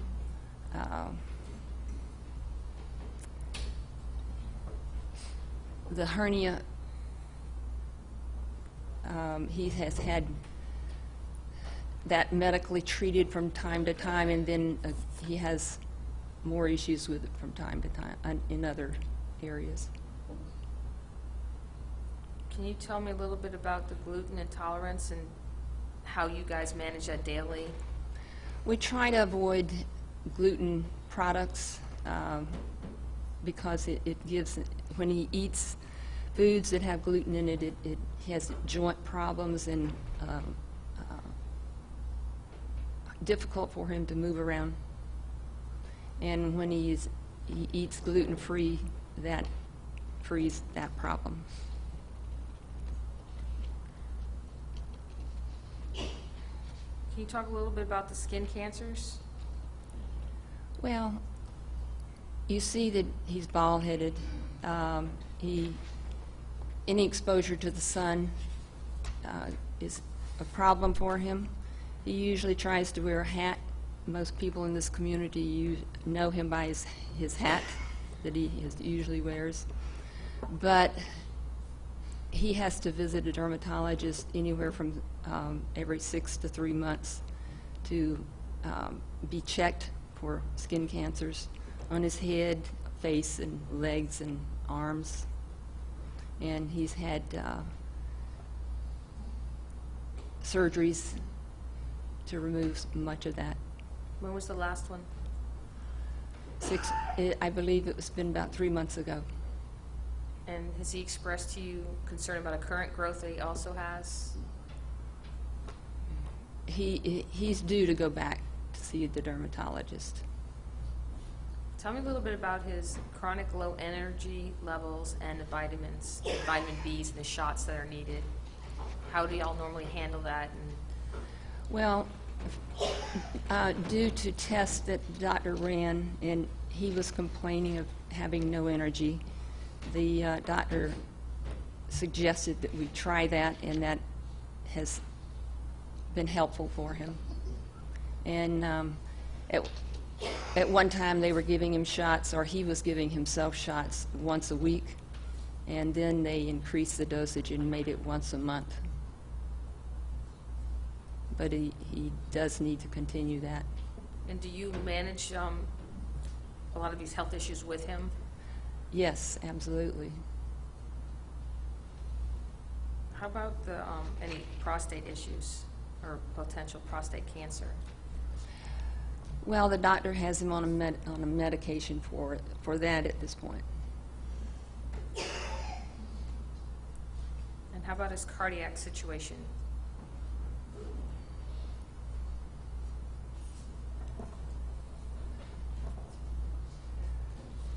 I'm not sure how to answer that. The doctor's always giving him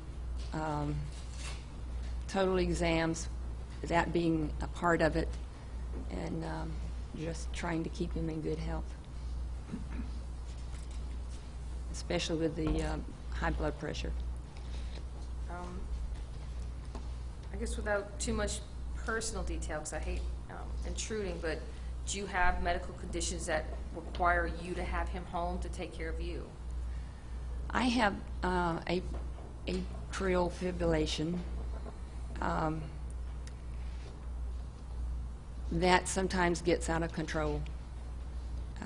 When we discovered this in, I believe, 2012, 2013, somewhere in that neighborhood, I was hospitalized, and when I returned home, within a day or two, I had a mini stroke with paralysis and temporary paralysis. And of course, stroke, anyone with AFib has high risk of stroke. And so Terry's always been there to notice and watch and see if anything is needed for me. So we look after each other, monitor. The two of you live alone? It's just he and I, yes. And I think you said you've done everything together for almost 50 years? Absolutely. The only time we weren't together is when he was in Vietnam. He's my best friend and my partner.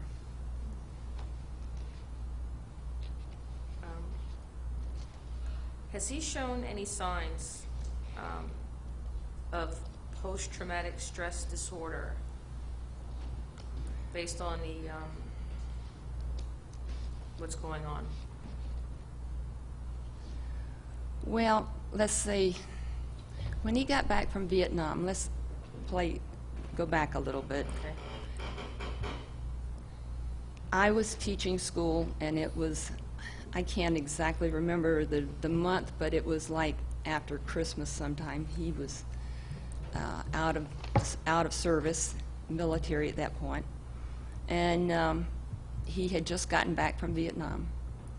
And it took him 3 to 6 months to get back where he could function normally. He was just out and about during the day. He was trying to get his mind back into normal, everyday things. And, you know, he doesn't talk about Vietnam very much, or very little actually, but it obviously affected him. And I can see much of that same kind of thing happening to him now. Yes.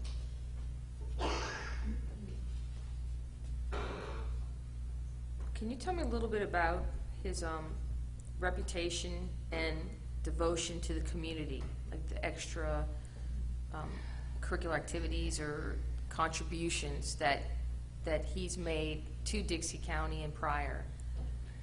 Well, we saw this community, we fell in love with it, we bought property here, and we like being involved in the community. We like volunteering and helping where we can.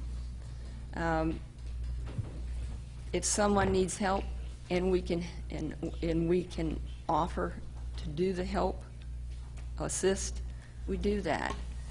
Terry, when we came here, he went to a Tea Party meeting and he enjoyed the conversations and what was going on at the meetings.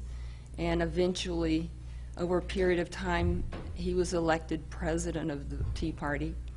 And he basically wanted to do what he could to support the community and provide activities and so forth that would be positive for the community. And generally speaking, in those situations, if there was an issue that was of concern to the community, he would try to find people from all sides of the issue so that it could be discussed, and the people in the community then could make up their own minds as to how they felt about it. He never tried to decide for them or tell them how they should think. That belongs to them. What specific contributions has he made, besides you heard Sheriff Hatcher, I think, testify that he had he was a member of the COP, which is Citizens on Patrol, I believe. We became involved with the CERT training, with the emergency management. We brought people in to take those classes. And we also contacted people from other counties to express the need for citizens to become involved in emergency management so they could help out their communities if there's an emergency. We've done Red Cross training. We've become involved with our church. We've been involved with individuals that say, we had one gentleman that had lost his wife, and he was an elderly person, and we gathered the community together to go and help cut the shrubbery around his house that had been overgrown, and create those kinds of community activities and involvement. Did he help a lady, and I don't recall her name, who had a situation with a dog barking problem? Yes, yes. This particular lady had issues with a gentleman that was living adjacent to her, and he was raising dogs to fight, or I'm not sure what, but there were hundreds of dogs on his property, and he didn't care for them very well, and they were always barking night and day.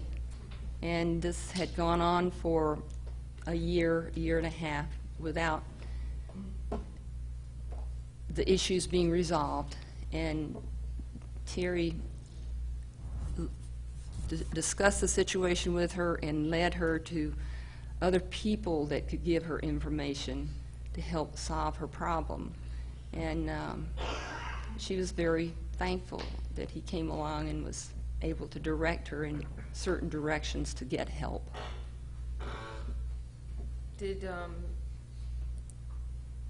your husband, was he involved at all with any water quality issues or trying to help the water quality for this county? At one point, there was a lot of issues in the community. Some people were very upset that their wells were going dry, and other people, it was like, okay, you're either on one side or the other of this issue, and farms that were getting, as individuals thought, too much water, et cetera, et cetera. And so through the Tea Party, Terry involved the farmers and the water management team and the individuals that were concerned, and brought them all together to hear what everyone was saying, and together they helped resolve that issue. Do you guys have a daughter? Yes, we do. We have one daughter, Kennetha. And can you tell me a little bit about his relationship with her?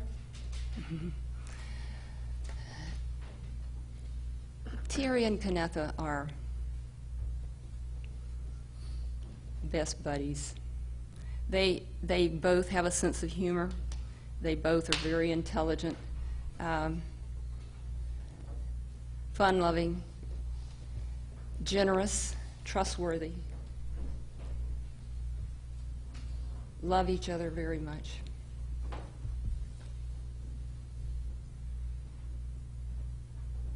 And does she currently live in D.C.? Yes, she lives in Washington, D.C. And it was her husband, Mr. Dodd, that had testified earlier that Yes, works up there? Daniel is our son-in-law.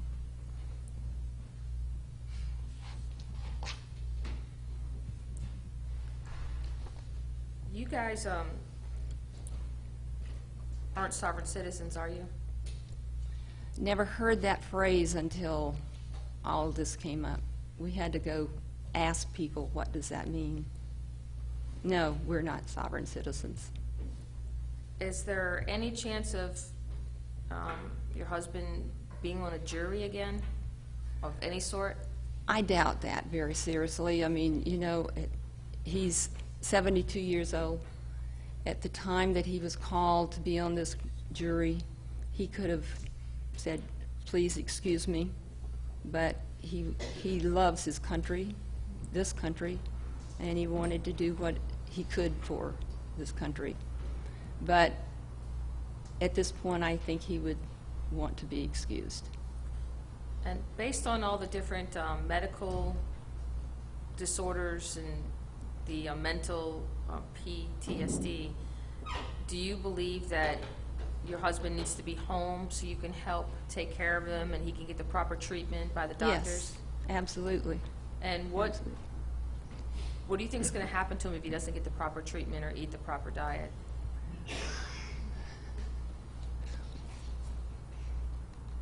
Well, anyone that has seen him the last 6 weeks can look at him and tell the difference. He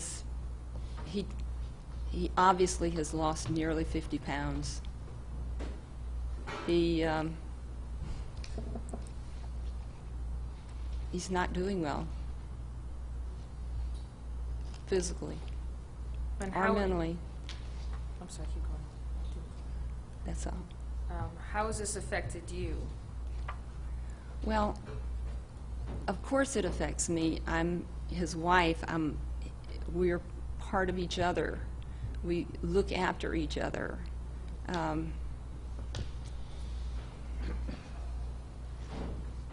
I'll be there as long as he's there, you know. We're a team. And if the court were allow him to go home, whether it be on a probation or community control or credit time served or anything, is he going to be a threat to anyone, or? Absolutely not. I've never met anyone that said that he was a threat to them, and it's not the Terry that I know. I've absolutely never seen him threaten anyone. And during the course of this whole situation, from when he originally became the grand jury foreman of the Dixie County Grand Jury today, have you watched him cooperate with the state to try to resolve the issues as far as what he believed were the issues? I think so. Have you had conversations with him concerning him attempting to cooperate with the state and FDLE? And He has cooperated with them anytime they wanted to have a conversation or an interview. He was always there, always willing to talk. Has Terry ever been arrested before or convicted of any crimes? No. And you have a marriage certificate, right? Yes, we have a marriage And you pay your certificate. taxes? And Yes, we do. You file your tax returns? Yes, Registered to vote? yes. If Terry were to go home, where would you guys go? What would you do? Would you stay in Dixie County? I mean,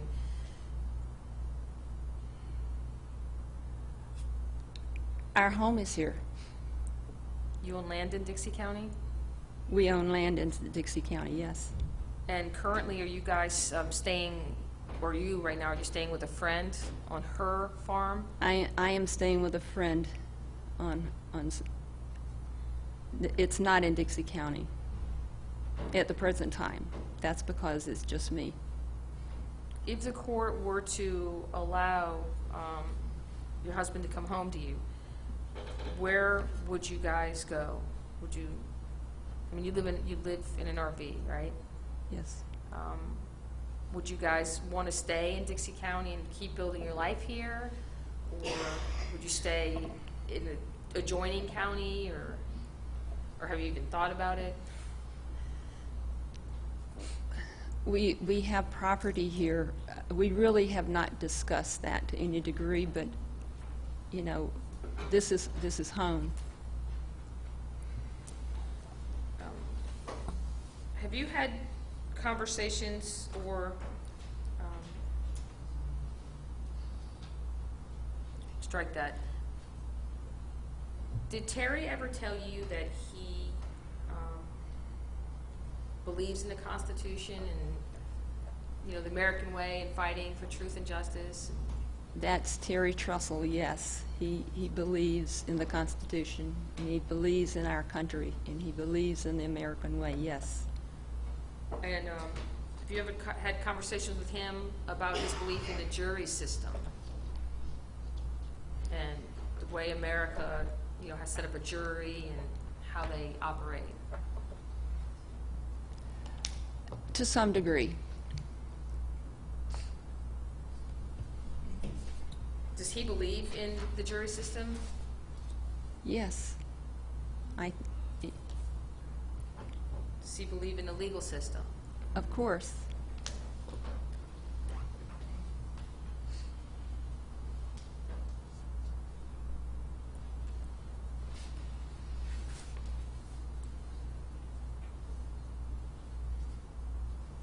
Did he ever express to you the fact that he didn't have any malice or ill will toward anybody in particular, but he was concerned about the problems? Let me strike that. Not the most artful question.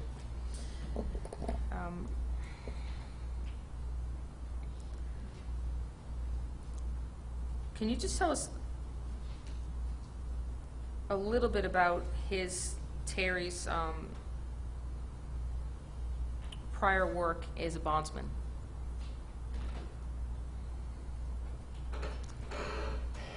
He went to work with another bail bondsman to get his license, and he went to proper schools and et cetera in order to do that. He worked for another bondsman for a number of years, and then he opened his own business and worked very closely with law enforcement and the judges and the police and so forth. Well respected in that community. One of the members of the community that he knows would have been the judge that had testified earlier today, the retired judge? We met Judge Crenshaw at that point, yes. And how about his relationship with Ted Yoho? What type of relationship is that? Well, we know him as an individual, on an individual basis, and Terry and he have been friends for a number of years, and we meet and have conversations about various topics from time to time.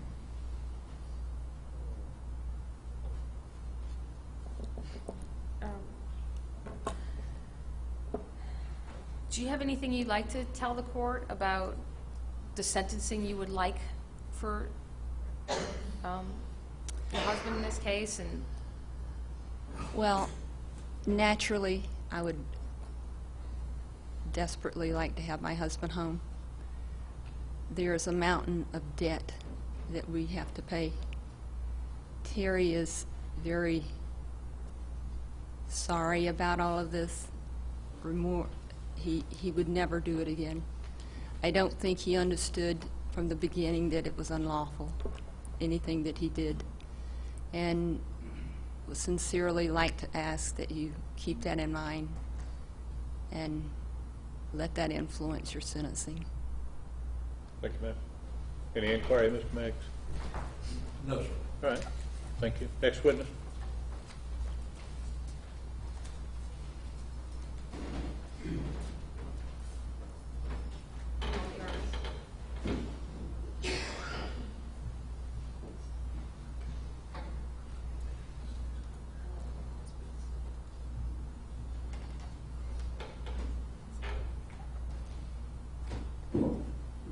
Your Honor, I would call Terry Trussell, and I would ask if he would be allowed to sit in the witness chair or wherever you'd like him to sit while he testifies.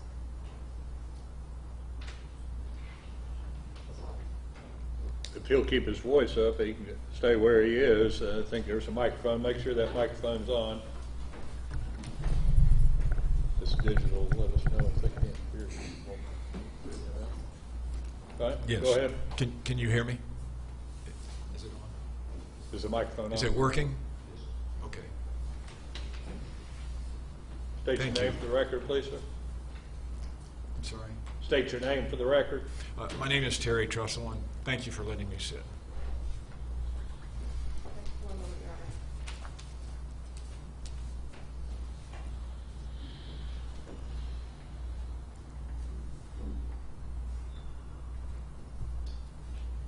Could you please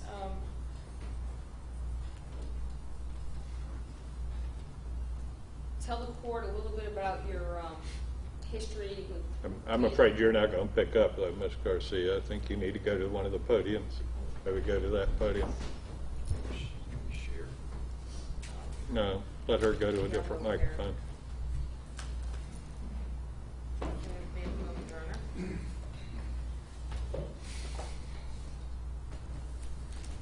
I'm sorry, I just have slight neuropathy from chemo treatment, so sometimes I shift. Okay. Can you tell us a little bit about your history with the Vietnam War? I got my orders for Vietnam shortly after Marie and I were married. And 10 months after we were married, I shipped out.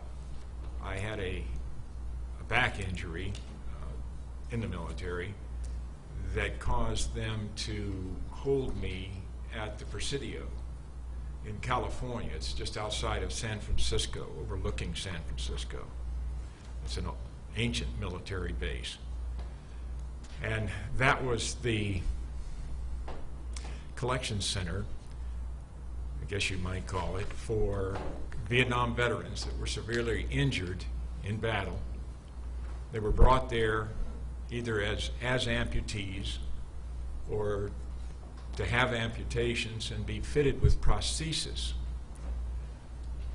I had an opportunity there to see the real result of that war. I saw the most horrific injuries you can imagine. Young men, 19 years old. There was one I remember sitting in a wheelchair, both arms, both legs gone. Good-looking young man. And the psychological impact of that was probably more severe than the loss of all 4 of his limbs. At 19 years of age, he was totally dependent on other people for the rest of his life. But they performed miracles at the Presidio. They manufactured prostheses for these people. And they would amputate a limb, and the next day these people would be fitted with these prostheses and be taught to walk and to use them. to try to regain some semblance of normalcy in their lives.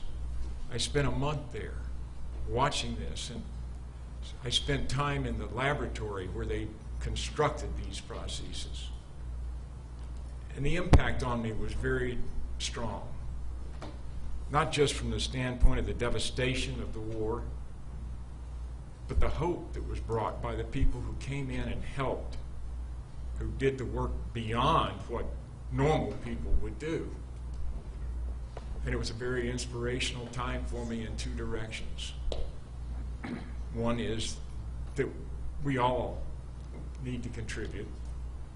The other one is that sometimes the people in our government don't make the best decisions. When I went to Vietnam, I went over there in a PSYOP operation. We printed the propaganda leaflets that were dropped on the enemy. I was in Da Nang, Vietnam, which is in the I Corps area. It's up right at the edge of the demilitarized zone where a lot of the action took place. I wasn't too far from Hue. Hue was one of the biggest battles, one of the deciding points. It was, according to the North Vietnamese, that was the battle that won the war for us. And I learned that the only reason we didn't come home victorious from that was the fact that the American press was on the side of the enemy. I learned a lot about the reality of politics and war. Did you take an oath as a war veteran? Well, I took the oath when I went into the military, when I was sworn into the Army. And that was my oath to the Constitution, to protect, defend, and uphold that Constitution. That's the one oath that I have held on to all my life. Do you love your country? Unlike a lot of people, I've been fortunate enough to travel around the world. I've seen a lot of countries. And there's nowhere that has more hope for liberty than this country here. But all we have right now is hope. What have you done to serve and assist the community? Well, when my wife and I were in Jacksonville, Duval County, for 33 years, we both worked all the time. And we worked to raise our daughter. We worked at jobs and careers. I had business. And that was our life. And Marie can tell you, when I'm involved in a business project, I'm 24/7. In fact, that was the name of my bail bond agency, Terry's 24/7 Bail Bonds. And I worked it like that. I was there. Any time of the day or night anybody needed me, they were on the phone with me, and I went down and wrote $100 bonds at 2 o'clock in the morning. No other bondsman in town would do that, and that's how I built my business, was giving better service to my customers. That was our life. When we came to Dixie County and when we talked about retiring, one of the things that we committed to was service to the community. This was our opportunity to pay back, to get involved in the community. When we came here, I went to the Tea Party meetings. I had been involved in the Republican Party and the Tea Party in Jacksonville, so I gravitated that direction. I ran into Katrina Van Arnhem, who was starting the Dixie County Anti-Drug Coalition. And I asked her what I could do to help. And she brought us in, and I did some work for them. I worked for the Tourism Council here and helped them with their projects. I got involved with the CERT program here. I volunteered to be a COP. I went to the sheriff when we first moved here, and I said, is there something I can do to help with law enforcement? And he referred me to the COP, and I joined the COP and served with them for a couple of years. anything anybody needed help with, and I just just like Mike Cosell testified, just the people in our neighborhood. We'd get them together, we would talk about problems that we had, and I would go out and find solutions for those problems, or people who could help solve those problems. I mean, it's just one thing that Maria and I wanted to do when we came here was to get involved in the community and help it be better any way that we could. We both have skills. And I'm willing to donate my skills to help anybody that needs help. So if the court were to order you to community service, would you be willing to do whatever it takes to help your community? That's my life. Whatever I can do to help in the community. I'm going to go back just for 1 minute to the Vietnam situation. How is it affecting you now with PTSD, the separation from your wife? You know, I've been so busy all my life. Since after I came back from Vietnam, it's somebody else with more objectivity might say that I do have a problem. But internally, I don't see it as that. I do what I feel is right in every instance. I feel it in my heart and in my mind. I don't feel like I've had any problem with it until I got to the point where I couldn't do anything. I couldn't stay busy, which is basically being in jail. And that's, you know, I do have a lot of thoughts about Vietnam, about all the wrongs that I saw, the damage that was done to the people that were there. I mean, these were innocent people, and they were hurt so badly by bad decisions made by bureaucrats. Didn't even know what they were doing.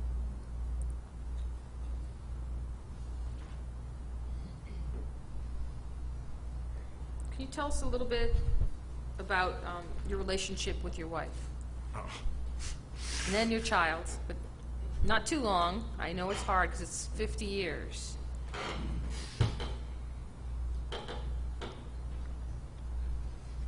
My wife is my life. From the very first moment I saw her, I knew she was my wife. It was love at first sight for me.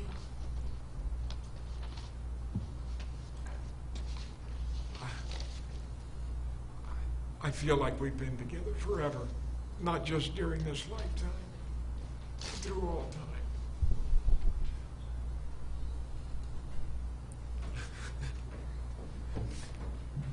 I'd sooner lose an arm or a leg than lose her. She's more precious to me than my next breath. What more can I say? Do you guys take care of each other with your physical conditions and with the restricted dietary needs of yourselves? God, you know, she was a home economics teacher for 43 years. She knows more about food and diet and nutrition than anybody I know. She has hypoglycemia, has to watch her diet very carefully, especially with sugars and starches. Because she's so healthy through her diet, I'm healthy through my diet. She helps me. She's a part of it. To be subjected to the kind of diet I have now has been such a shock to my system. It's one of the reasons I'm in such bad shape today is because I can't digest the food that I have. I'm just not, my system's not accepting it. It's not accustomed to it. And as far as us looking out after each other, it's our main pastime now. It's reminding each other of pills or things that we have to do, or I have to give myself the B12 shot, or our schedules with doctors. If we didn't have doctor's appointments, we'd have no social life. It's a constant thing. I mean, it's every several days. We've got to be at one doctor or another. If it's not the eye doctor, it's the skin doctor. If it's not the skin doctor, it's the dentist or the chiropractor or the clinic. That's a constant process for us.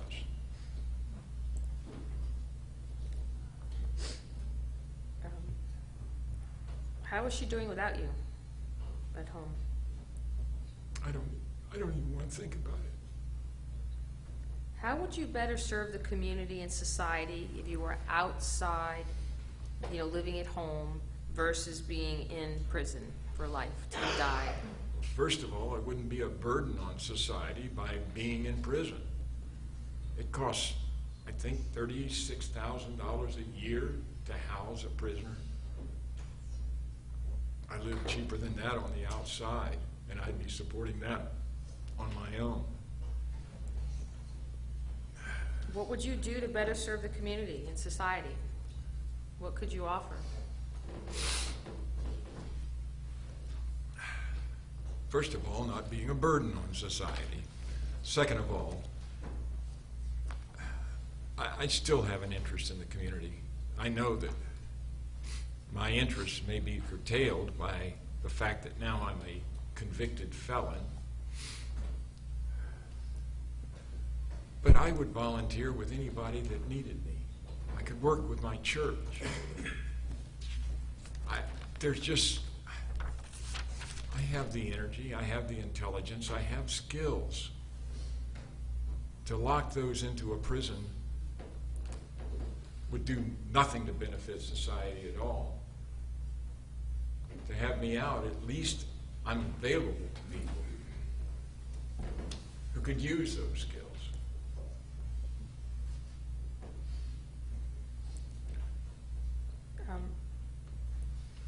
You were charged in this case, obviously, with participating with a common law grand jury, and as a result, that grand jury issued 2 true bills. Could you tell me your level of participation with that particular activity, as far as the assembly and the bills?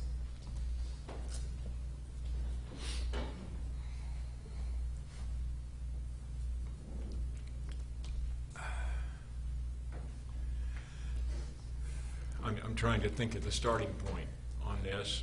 I was given an opportunity to present issues that I had tried to present to the statutory grand jury and had failed. I went in to the meeting, it was set up there, and I presented the issues.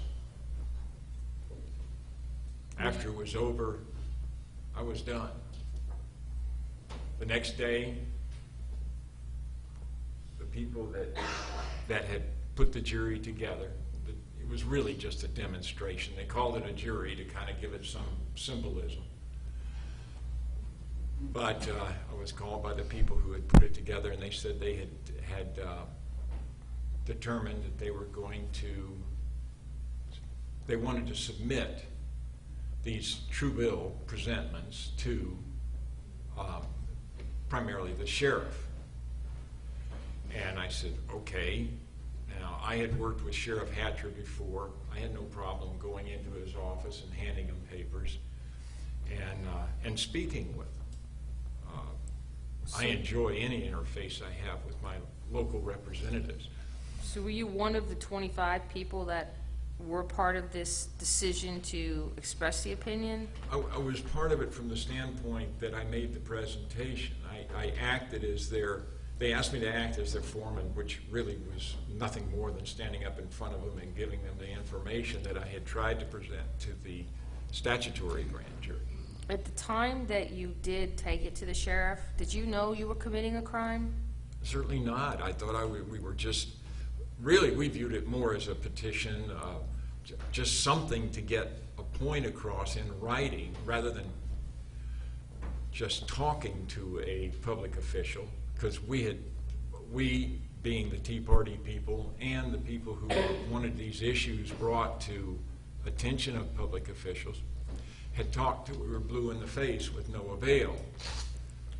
Been to county commission meetings, been to to the school board and so forth, and all of the talk came to nothing.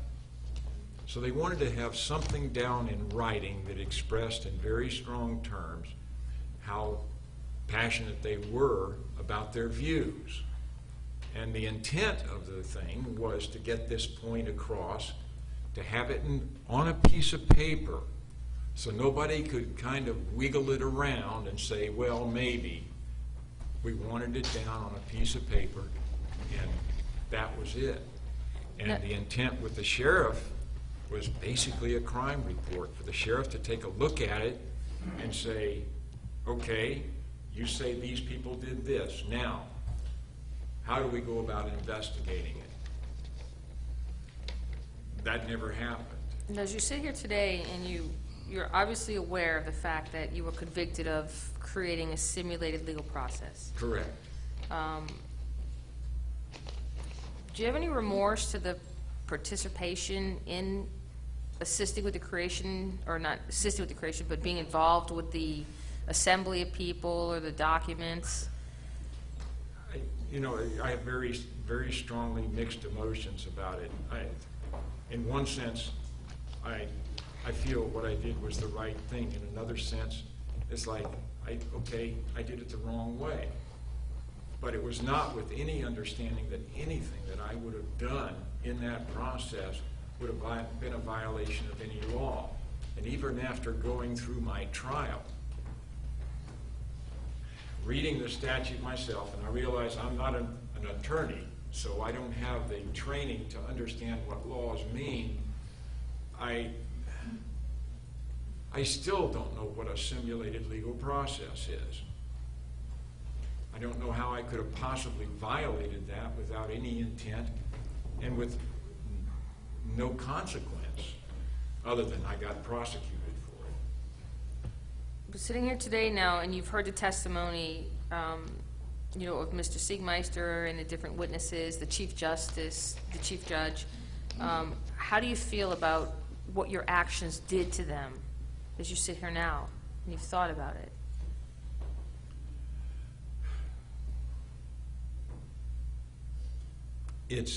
I'm very regretful that I did things the way I did it. I should have been more careful. I should have read the documents that I signed. My understanding, my signature did nothing more than certify these were the true feelings of the people's grand jury, the demonstration, the people who wanted to petition their government for their redress of grievances. That's what I saw it as. Nothing that certified whatever they thought was valid or true, but it was truly their feelings. So I had a completely different view of what I was doing than they did. Now that I realize that the law or the court is looking at it from a completely different viewpoint, I think I would have protected myself a little better. I didn't even consider the documents being that important.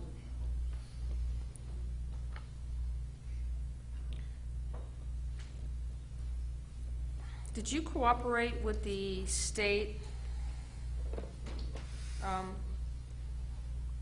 in regards to this situation? In every opportunity I have sought the state, the county, every public official, I have sought their assistance in trying to resolve these issues. That's the way I've approached them in every case. And when FDLE came in and investigated, I told them, whatever you want to know, I will give you the evidence. And this is memorialized in the transcript of the conversations we had with FDLE. I said, just ask me anything you want to know about this. All I want to do is resolve these issues. Nobody ever asked me a question. my wife and I and one of our associates drove to Tallahassee and met with Mr. Meggs. And I offered them, whatever it takes. All we want to do is resolve this issue. I got no opportunity for resolution.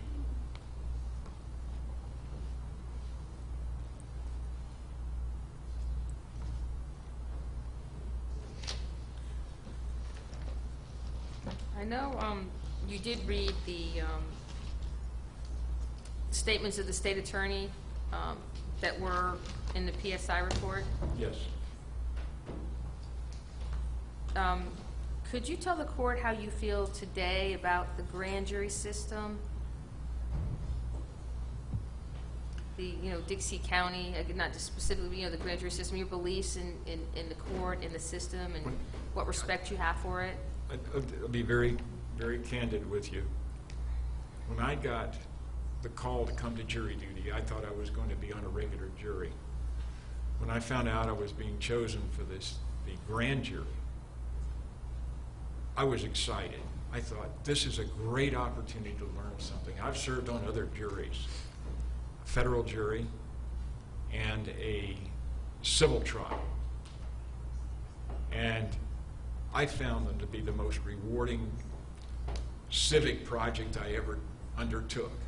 I learned a great deal from them. I was excited about it and participating in it. I believe in this country. I believe in our Constitution. I believe in the rule of law. And all my life, as evidenced by the fact that I've never been arrested for breaking a law, I have followed the law scrupulously. Now, when I found out I was on the grand jury, I had had a prior conversation with Mr. Siegmeister about grand juries. In fact, I went to a presentation that he did, and this was part of my testimony in court. And he convinced me that the statutory grand jury was a great institution. I asked him one question at that presentation that he made in Lake City. I said, are you telling us that a member of the public can bring an issue before a grand jury? And he said, yes, they can. And he said, beyond that, if that grand jury decides that there is a true bill on this issue, I am duty-bound to prosecute. And I said, that's all I needed to know. This can work for the people. After I got on the grand jury, I researched the grand jury. I downloaded the instructions, I downloaded the handbook, I downloaded the 905 statutes, I downloaded the 2703 statute. Everything I could find connected to the state statutory grand jury, and I read them, and I went through them, and I made notes, and I said, this works for the people. After that, I found out that what's on the paper and the reality of how the grand jury functions are contradictory. Let me move you forward a little bit. With the offense that you were charged with of the impersonating a public official and simulated legal process and retaliation, was your offense done in an unsophisticated manner? The documents, I still don't know who drafted those documents, but they were done to express true feelings. My view of it is that sophisticated or unsophisticated, it doesn't really matter. If you're expressing your feelings, in this country, according to the First Amendment, we have the right to express our feelings in pretty much any way we'd like. It was not an issue. I've looked at what an actual indictment looks like, and I looked at what the true bill presentments look like from the People's Grand Jury. There's no similarity whatsoever. So how one can be a simulation of the other doesn't make any sense to me. And as far as the impersonation of a public official, I was the properly sworn, seated, and appointed foreman of the statutory grand jury. I was invited to be acting foreman for the People's Grand Jury. I didn't impersonate anybody. When I went into the sheriff's office and handed him the papers from the People's Grand Jury, I introduced myself as Terry Trussell. He knows who I am. At no time would I ever, or did I ever, present myself as anyone other than myself. Let me go into, is this an isolated incident? Is this something you ever intend to repeat or This is such participate a in? fluke of nature and history. There's no way in the world this could ever be repeated. Number one, if I'm called for, well, I'll never be called for jury duty because now I'm a convicted felon. But if you were called, what would you do? If I were called, I'm 72 years old. I'll soon be 73. I don't have to serve on a grand jury or a statutory or a petty jury. I don't have to. And I guarantee you after this experience, I will never have anything to do with any jury.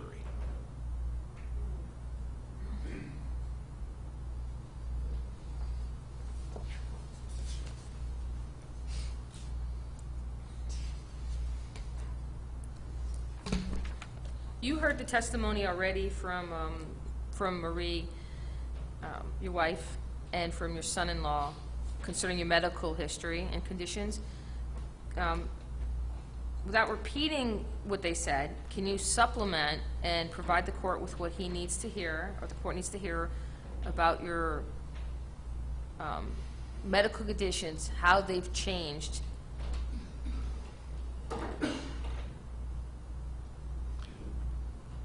I'm sorry, I'm not sure I'm processing your question. Yeah, let me rephrase it. Could you please, without repeating what was already testified to, discuss your medical conditions and how they cannot be taken care of in jail or prison?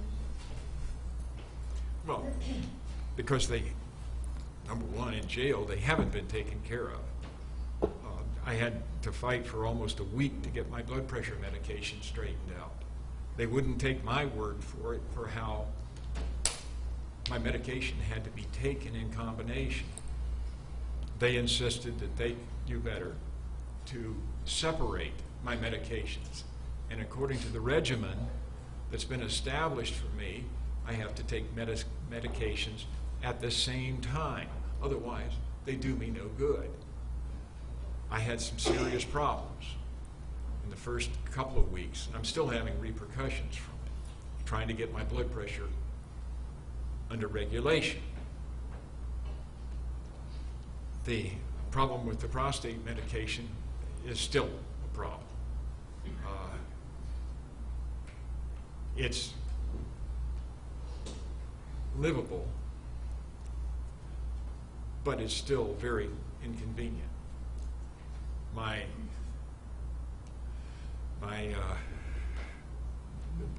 Well, it's difficult to talk about. I can't have bowel movements unless I take a very strong laxative. I've never been dependent on laxatives in my life, and now that's the only way I can have a bowel movement. It's the food that I get in it's nothing but starch, which acts like spackle in your bowels. And it's very uncomfortable. I may go 8-10 days without a bowel movement. This is not a tenable situation. I don't know that prison will be any better. How old are you? 72. I'll be 73 in October.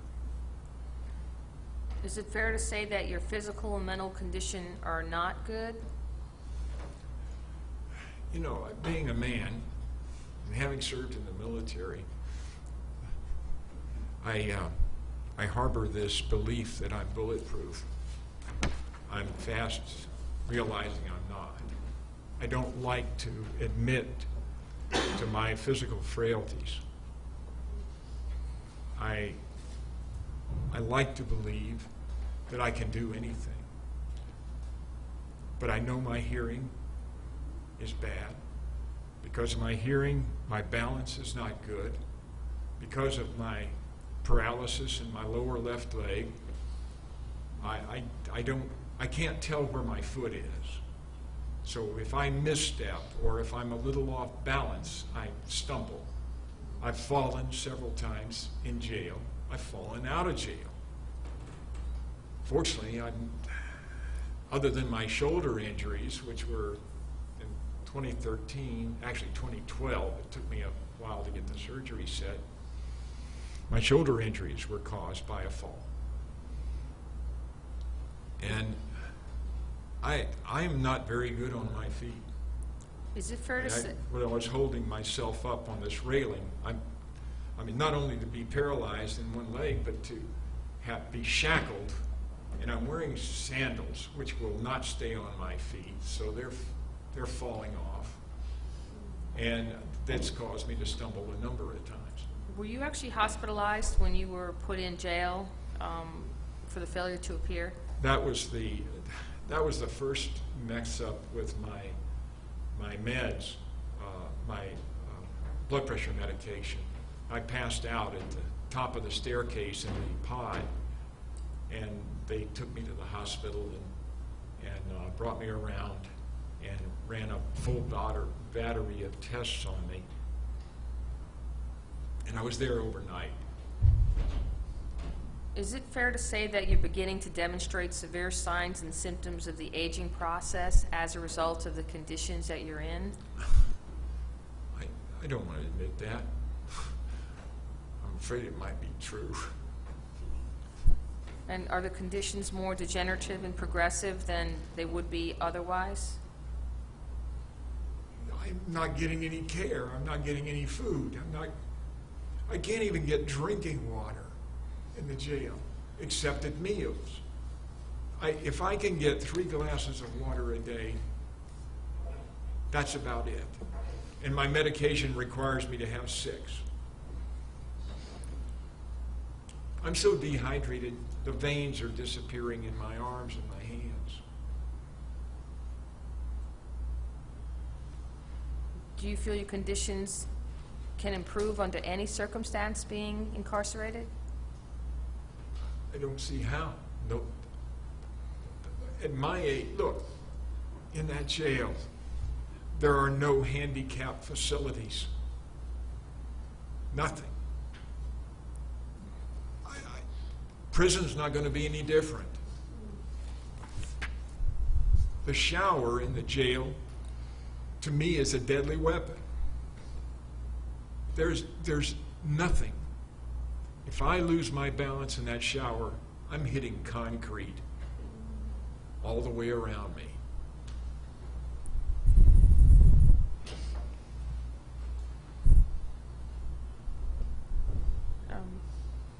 Do you have any criminal history? Arrest or? Other than, when I was younger, I had a tendency to speed.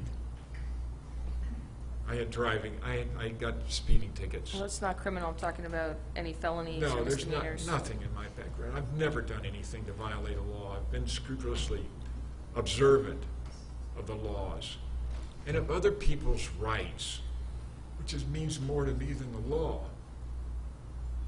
And were you honorably discharged from the military? I definitely was. I came home with decorations. I got commendations all through my military service for performance on the job. I like working. What would you do if the court were to allow you to go home? What would you do to better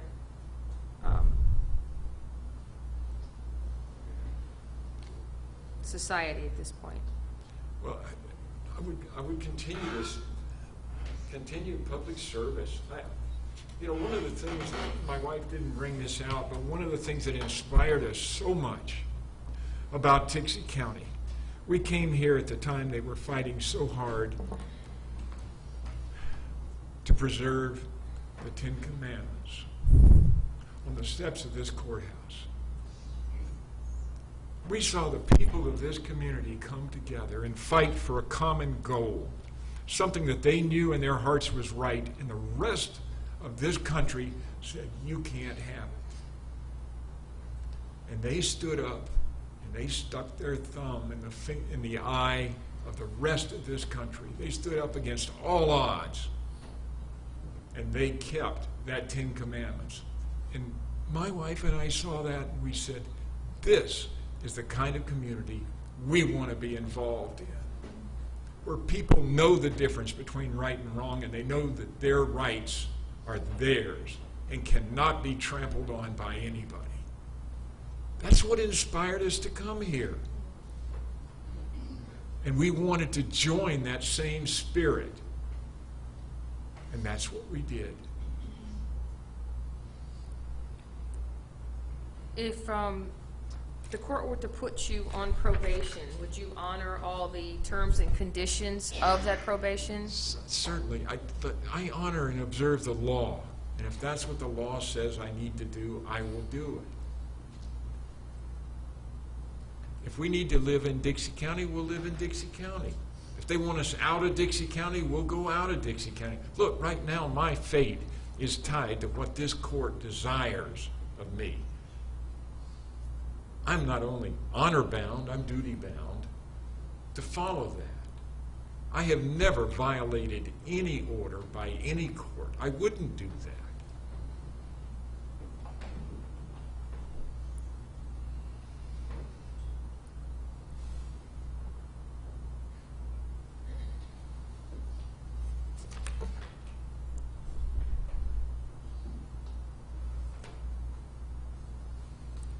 Are you a religious man? No. But I'm a very strong... I'm sorry. No, go ahead. I'm sorry. I interrupted you. I have very strong convictions about a lot of things. That's one of them. I don't follow religion, but I consider myself to be a very strong man of faith. I am, in every sense, directly connected to God, as I believe He is to all of us. Some of us just don't recognize it as much as others. I have fallen in love with my church and the people in my church and my relationship with Christ.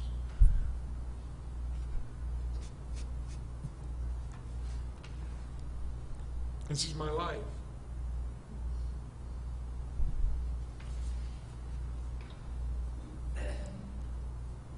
If you're sentenced to prison, will you survive?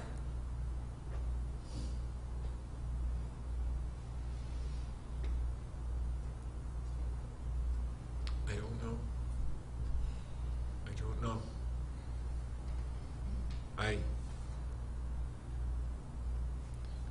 I would want to. But to live life without Marie is not life.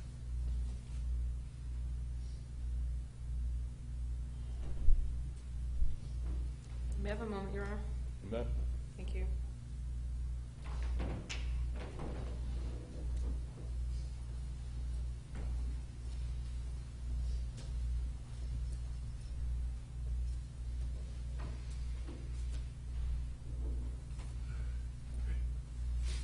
My client has written a statement to read to the court. May be allowed. Sir? Judge Hankinson, I want to thank you and this honorable court for your patience and your understanding during the process of this case, which has taken almost 2 years. Please know, I never intended to inconvenience this court or cause anyone any embarrassment through my ill-advised actions. The time this court has so generously allowed me, I have used to gain a better understanding of the law and how my actions harmed not only people toward whom I hold no malice, but the very system of justice I have spent my entire life supporting and defending. This was never my intent. Through my thoughtless actions, I have caused great embarrassment and financial devastation. The retirement my wife and I struggled our entire lives to prepare for is gone. Our daughter's family has been financially stressed to the point it may take them years to recover, if ever. Literally, hundreds of our friends, extended family, and complete strangers have donated money to help us defray the cost of my defense. And yet, we're way over our heads in debt, repaying that defense. Judge Hankinson, this last month and a half has been particularly enlightening, as I have spent a great deal of time in fervent prayer and Bible study. Proverbs tells us, every man does right in his own mind, but God looks in his heart. Regardless how I rationalize my actions in my mind and truly feel my heart is free of malice, there is no way I can deny my conduct caused injury and embarrassment to those who do not deserve it. For that, I am truly sorry. It was never my intent to violate any laws, nor to cause injury to anyone. I deeply regret my role in causing any such result. I offer my deepest apologies to those I injured or embarrassed. And as I am now a convicted felon, I can assure this court I will never be involved in any political or jury-related action ever again. With this commitment, I offer this court my full acceptance of whatever punishment it deems appropriate. And I want to thank you again for your time and patience. Thanks, sir. Do you have anything else that you would like to tell the court based on what you've heard today? Or based on what you believe the court needs to know? I realize as a convicted felon, I have no expectation of anything. But in my heart, I would be most appreciative of any leniency, any mercy this court might show toward me and my wife. And the only point there is that my wife and I are truly one. Whatever hardship is visited upon me, she is going to feel also.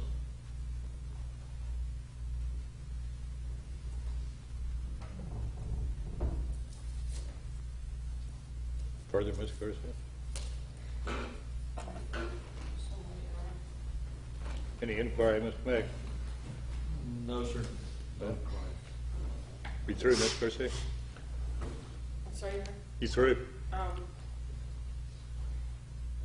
Can we have another break before I We'll call? let's take a quick break. I hope you're wrapping it up. We're starting to just repeat ourselves. I think we've covered the important things. We'll take a quick break. Let's make it 5 minutes. We'll start now.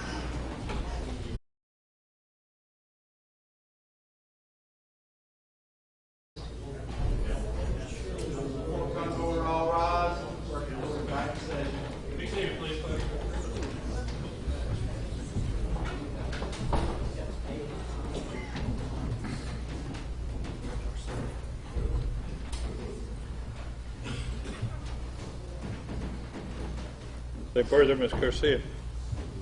Yes, Your Honor, one more witness, she'll be right in. I would call Kenneth Dodd.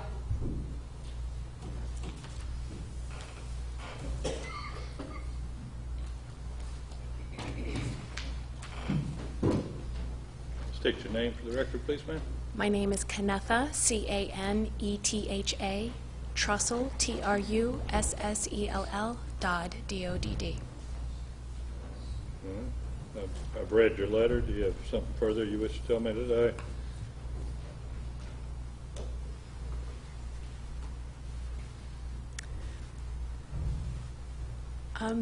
This is unusual for my family. We've not ever been through anything like this before. We are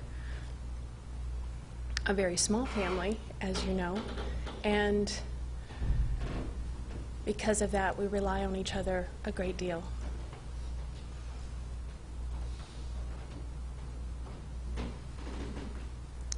I was born in the 70s, and in the 80s, a lot of my classmates, their parents were getting divorced. A great number of them were getting divorced. And I always thought my parents were really strange because not only were they not getting divorced, but there's a bond between them that is unimaginable in the current world. They're incredible role models, and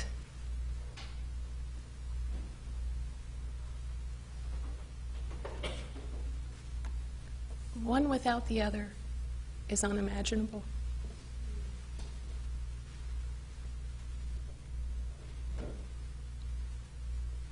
I ask that you please send my father home.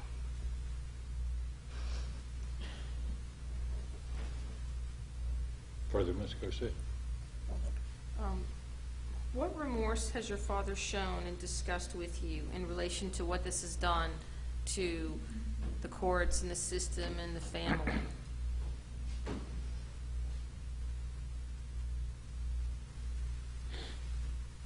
He never intended to do any harm.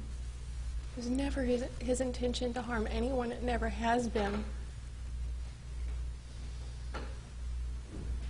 I know I'm biased, being his daughter, but I've worked with him, lived with him. I've seen how he interacts in the community, friends, family.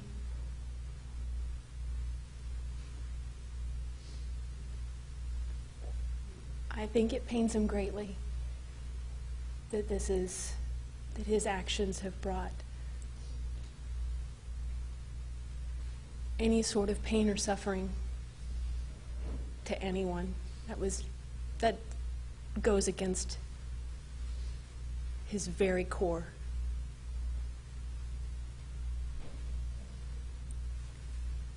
As far as your father's physical and mental conditions and him being in prison,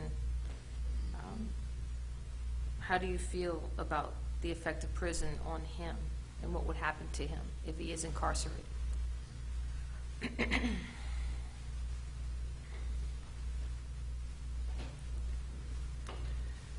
This is, he has medical conditions that have been discussed in the court already.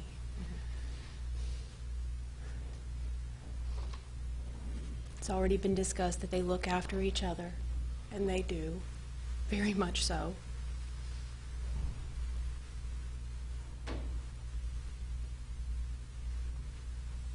Already seeing, I've visited with him in the jail a few times now, and seeing the progressive change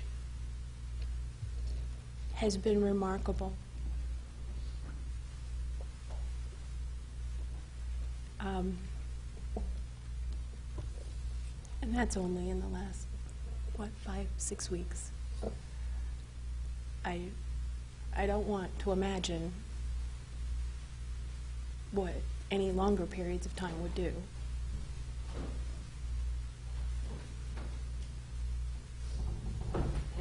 I don't see, I'm sorry. Do you believe that if your father is released, that he will contribute positively to society? Absolutely. He has boundless positive energy, creative energy. He wants to make the world a better place, even if it's just adding a smile to someone's day. How has this affected you, this situation, for the last 2 years? And how will it affect you if he goes to prison for life? Well,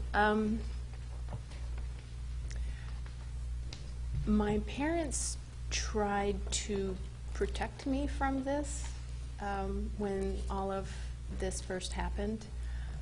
I didn't know about any of it. In my 40s, they're still trying to protect me. And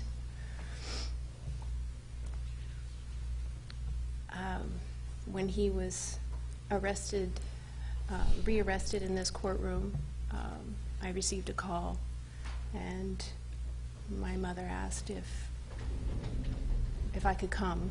I jumped on the next flight. I didn't know what had happened. But I jumped on the next flight and came down and tried to understand what was going on. I spent several weeks here meeting with people and still trying to get information and understanding. Went to a few, went to one county commissioners meeting, I think is what it was called, and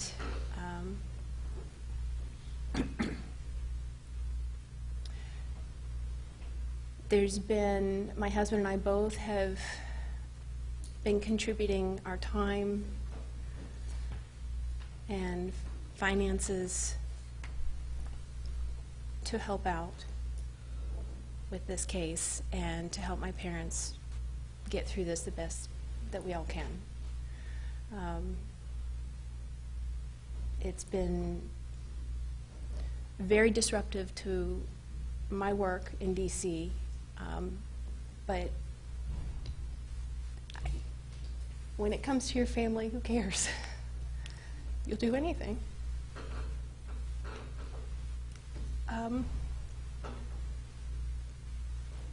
My husband's job is a little different, and so he's not able to get away as much. He's been extremely supportive. But you know, all of this is a challenge. It's been a challenge in emotionally, financially, physically. So your follow-up question was, what would happen if he were sent to prison?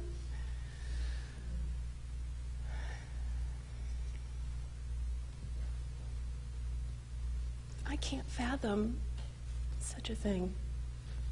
I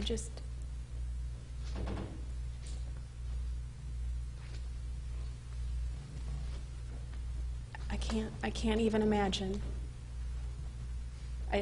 Our family is together. I can't imagine him not being there. Have you seen a significant acceleration of his chronological age and physical condition as a result of him being in jail for the last 60 days or however many days he's been there? Absolutely. Every time I see him in the jail, it's remarkable how much he has changed. He's lost weight. He looks tired.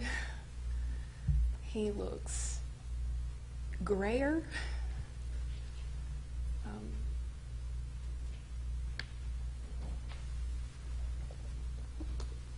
He's not thriving, and I understand that, he's almost 73, but he's always been a very vibrant person, very strong, physically very strong. And so watching this is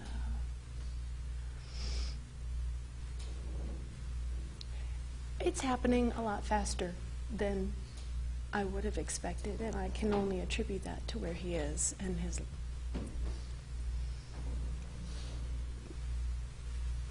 lack of sufficient care. Is there anything else that you would like to tell the court in relation to what sentence the court's going to choose today for your father?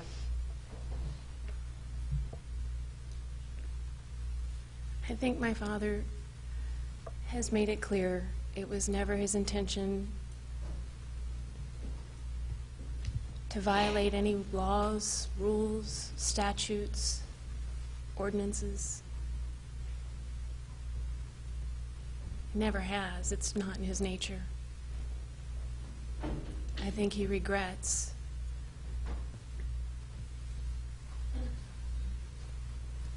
any damage that's occurred as a result of his filing those papers. He's suffered for his actions, as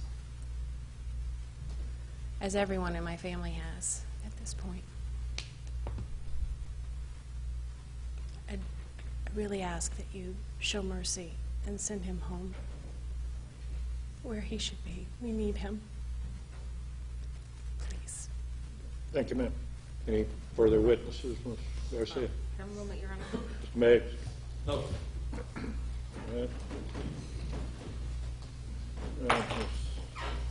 Garcia, you've made some legal objections. The first thing I want to deal with, I'm going to deal with the pre-sentence investigation issue you raised on page 7. It indicated that the defendant's physical and mental health was good.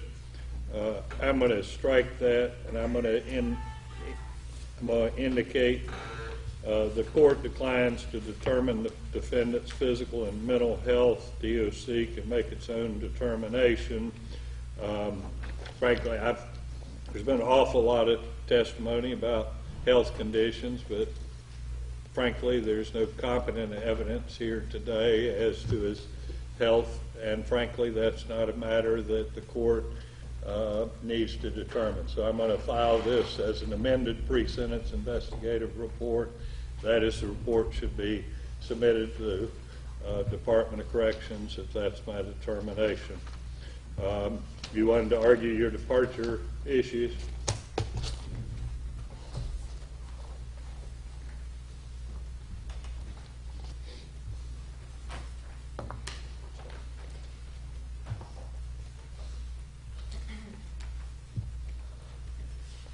Yes, Your Honor.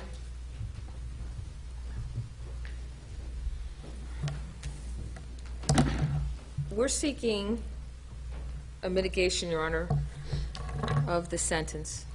I understand that based on the guidelines from Mr. Trussell's looking at 8.75 years to 25 years. If the court were to just consider the guidelines and not consider mitigating circumstances or concurrent versus consecutive sentencing. Under 921.0026, Florida statute, Your Honor, it provides certain mitigating circumstances in Section 2, Parts A through N. It also allows the court to include reasonable justifications, not necessarily specifically delineated within the statute. Without reviewing the evidence, because the court has acknowledged that you have read our objection to the pretrial sentencing, in our counter motion for downward departure.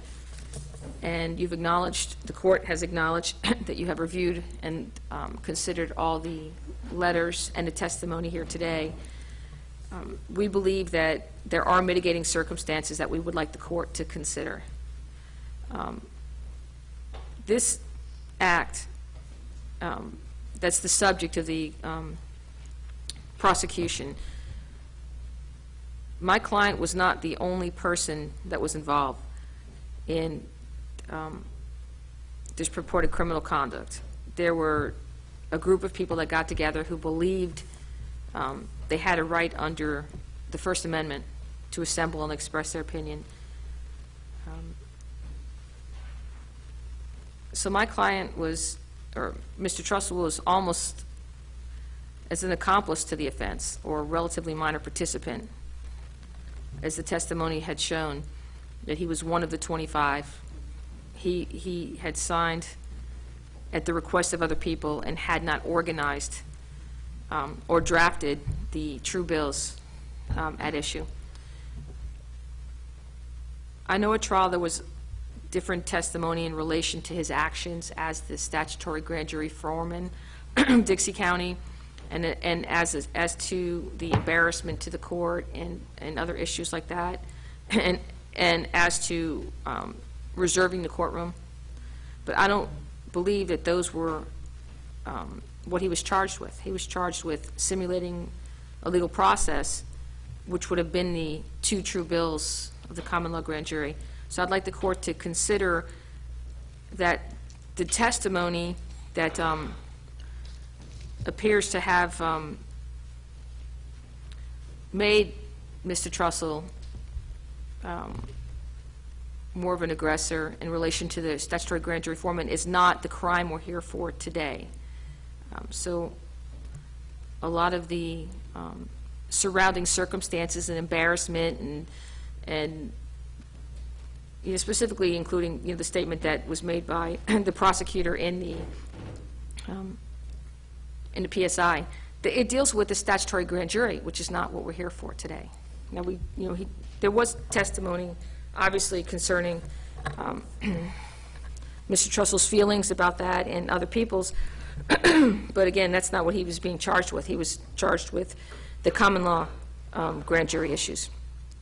I think that it's also clear that the capacity of Mr. Trussell to appreciate the criminal nature and conduct was substantially impaired. It was impaired for numerous reasons, due to his oath and his belief as a Vietnam vet, and due to the influence of... Ms. Garcia, you insult us. I'm sorry, Your Honor. What an absurd argument. What? Your client is no more mentally impaired than anybody in this courtroom. When you come, you come make just a specious argument of that nature. Move on. As far as the need of specialized treatment, I believe that the testimony has shown that Mr. Trussell does need specialized treatment based on the different numerous physical conditions he's testified to and how he's reacted to being in prison and not receiving the proper treatment.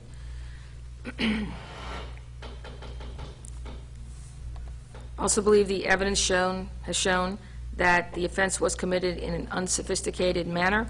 It was an isolated incident, and the defendant has shown remorse. Can I have one moment, Your Honor? You may.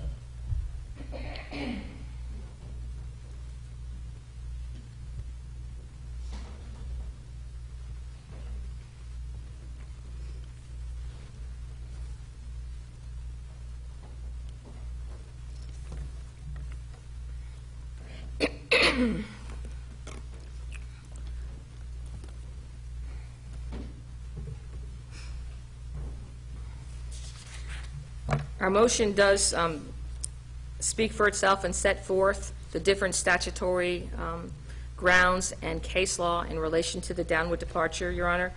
And I have a copy of the case law of the court. Would like it for review. I'm not in need of that. I saw your list. Okay. I believe that this was, or I believe the testimony has shown that this was an isolated incident that will never be repeated, that Mr. Trussell can benefit society if he is allowed a chance to be released, whether it be for credit time served or on probation or community control, and that he will follow any rules imposed by the court.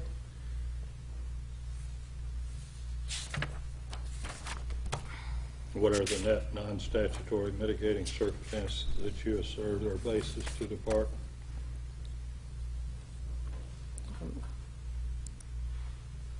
From your memo, I get Right. absence of criminal history, military service, and then I guess Right. from your presentation today, And- his medical condition. Are Right. those the three non-statutory mitigators you're asserting? Well, also, Your Honor, there's the totality of the circumstances, that if you take the total circumstances involved here, given his age, his prior military service, the fact that there's no priors, his service to the community, his physical and mental conditions, and the fact that this sentence would constitute a cruel and unusual punishment given the circumstances. If a sentence is extreme or it's grossly disproportionate to the crime, it violates the Eighth Amendment. And given the fact here with the complete absence of the criminal history, the mitigating circumstances, the honorable discharge, and Mr. Trussell's belief, his conservative beliefs, and his beliefs in the First Amendment, and his devotion to the community, we believe, or we request the court to consider the fact that if Mr. Trussell was sentenced to prison for anywhere near 8 years, it would most likely constitute a death sentence for him, given the testimony you've heard and the age and all the circumstances.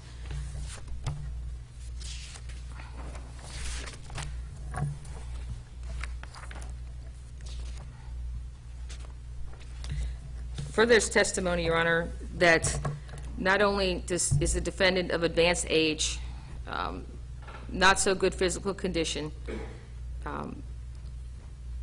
that the actual imprisonment is significantly advancing the physical symptoms. Mr. Trussell is permanently disabled, and if his conditions significantly continue to advance at the stages we're seeing, because I believe it's pretty obvious as we sit here today and you look at Mr. Trussell, he looks almost 20 years older than he did the last day of trial. Given his circumstances, his chronological age and physical conditions, and the sentence being tantamount to a death sentence, would be cruel and unusual punishment, as he would die in prison. Further, there's no chance of a repeat offense here. It's minimal or non-existent. And there's no reason that would be served by the imposition of this grossly disproportionate sentence if Your Honor were not to consider a downward departure or concurrent versus consecutive. Your Honor, we're seeking also concurrent sentence under 921.16. There's also a case, Your Honor, and it's a footnote in my motion, and we did research on, has anyone ever been charged with a violation of this particular law, 843.855? And we did find one case, State versus Ladarian Wilson, who was adjudicated guilty of 4 counts of the criminal use of the simulated process. That's a Pinellas County case in the 6th Circuit, Your Honor. In that particular case, that court showed mercy, and the defendant was given no prison term, and he was sentenced to 2 years of probation. So we're asking the court to please consider all the circumstances and have mercy on this defendant and his family, as you heard the effect on his family, and consider a sentence similar to the sentence by the Pinellas judge. Meggs. Your Honor, please report. The state would argue there are no statutory grounds to depart from the sentencing guidelines report, nor are there any non-statutory grounds to depart. I will, and I don't want to go into the defendant's motion for a downward departure. However, there are so many things in that motion that are simply contrary to the facts as they were produced in the trial. And I'd ask the court to just recall the trial and the evidence introduced in the trial as it looks at these non-statutory considerations that the defense has asked them to do. As it relates to this being an isolated incident, this crime was committed over a period of time with, and the testimony before the court is the defendant was warned and told by the state attorney what was going on and not to do the things that he was attempting to do. So it was not, it was simply this defendant going to impose his will on this county, contrary to the advice of the state attorney, contrary to the advice of the chief judge, contrary to the jury instructions. He had an agenda, and he was going to carry out his agenda. And he did that deliberately over a period of time to accomplish that which he was intending to accomplish, which was a violation of the statute involving simulated legal process and the harassment of public officials. So I would ask the court to not downward depart, as there are no statutory nor non-statutory reasons to depart from the guidelines.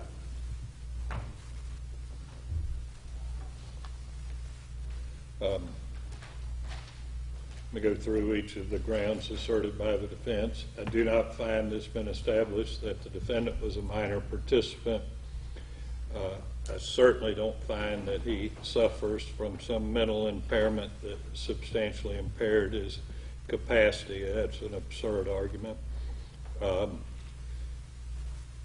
Under 2D, the specialized treatment for a mental disorder unrelated to substance abuse, amenable to treatment, I guess the defense is hearkening back to something to do with the post-traumatic stress disorder. There's been no competent evidence presented that Mr. Trussell suffers from that. And there's been no testimony presented that there was some treatment available that he was amenable to. So again, that has not been proven. Unsophisticated manner, isolated incident, remorse for his offense. First, this was not an unsophisticated incident. I don't find the way it occurred made it an isolated incident. I don't think that's what the case law envisions. Nor do I accept that Mr. Trussell is remorseful for what he did. I heard his statement today. What he read to us did display remorse. But in response to Ms. Garcia's questions, he was remorseful that he didn't do it right, is what he said. Not that he caused harm to the people that he harmed in this case. But even assuming I were to find that any of those statutory mitigating circumstances were proven, which I don't find, I don't think it'd be appropriate. I exercise my discretion not to depart on those bases. There are 4 non-statutory assertions made. Absence of criminal history. There are a myriad of cases that says criminal history cannot be a basis for departure. That's factored into the guidelines. His military service, I don't find that that is a basis for departure. That was over 45 years ago. His medical condition, I don't find to be a basis to depart from the guidelines. I think the Department of Corrections is perfectly able to deal with whatever medical problems he has. They have a lot worse problems than he has. And then the fourth was the totality of the circumstances of all those issues combined, constituting cruel and unusual punishment. I don't think you can take various things that are not proper grounds to depart and try to combine them together and say that makes a basis for departure. The last ground asserted today was as to some other Pinellas County case. I guess the argument would be that it's disproportionate to follow the guidelines in this case when the judge there didn't follow the guidelines. I don't find that that's a pattern of sentences that makes any sentence I would impose here today disproportionate. So I deny each of those bases for a downward departure, assuming, you know, they're proven. I mean, it is proven he doesn't have a criminal history. It is proven he was in the military. There has been testimony that he has various medical conditions, but I don't find that any of those are appropriate reasons to depart below the guidelines. Have Mr. Garcia, Ms. Garcia, Mr. Trussell, you can stand where you are, please. I'm prepared to pronounce sentence.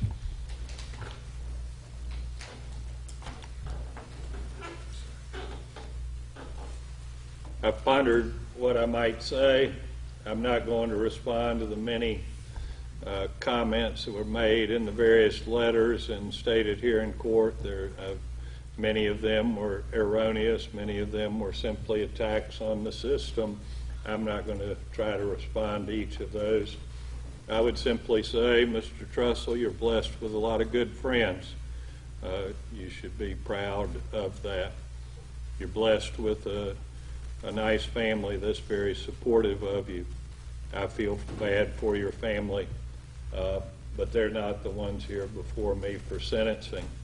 You have a lot of good qualities. I acknowledge that, and the people here have spoken to that. Unfortunately, you're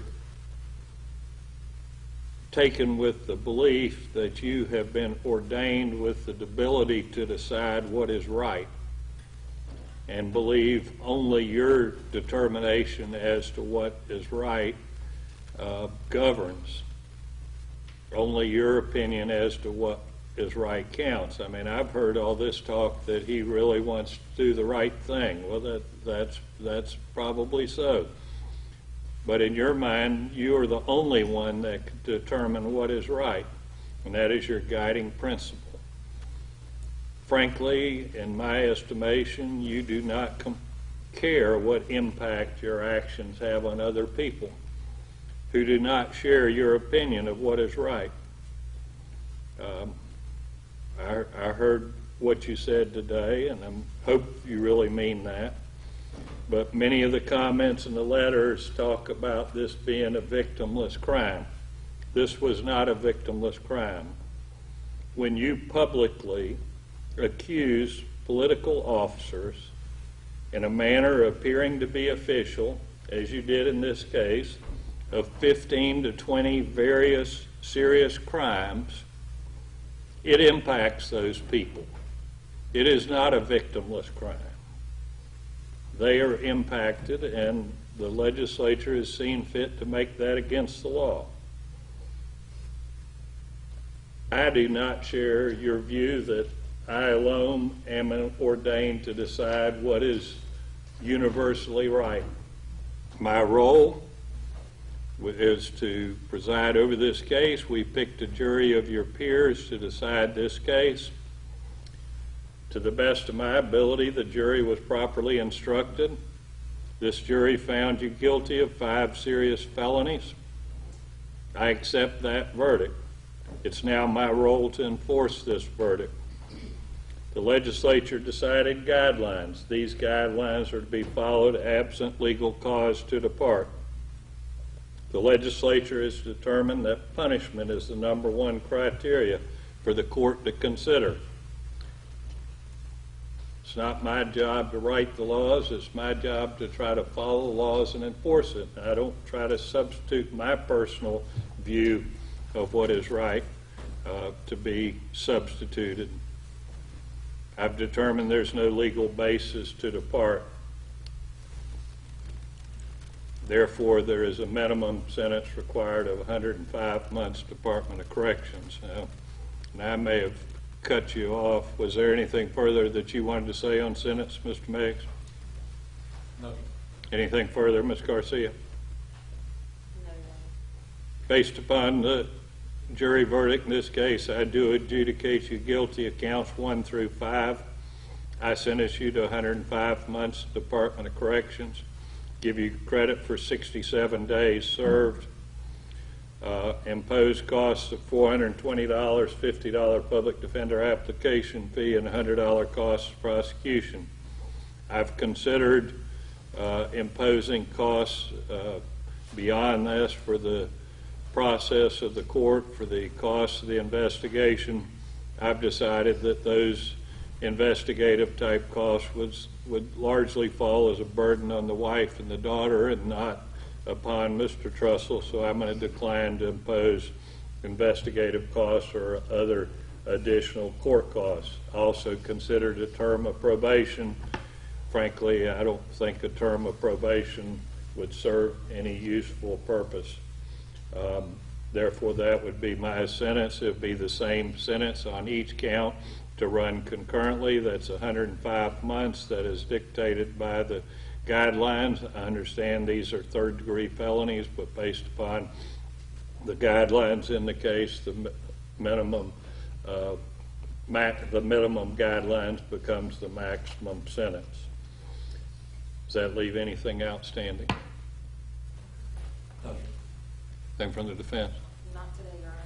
Mr. Trussell, you have 30 days to file notice of appeal. If you can't afford a lawyer, one would be appointed to represent you. Good luck to you, sir. We'll be in recess.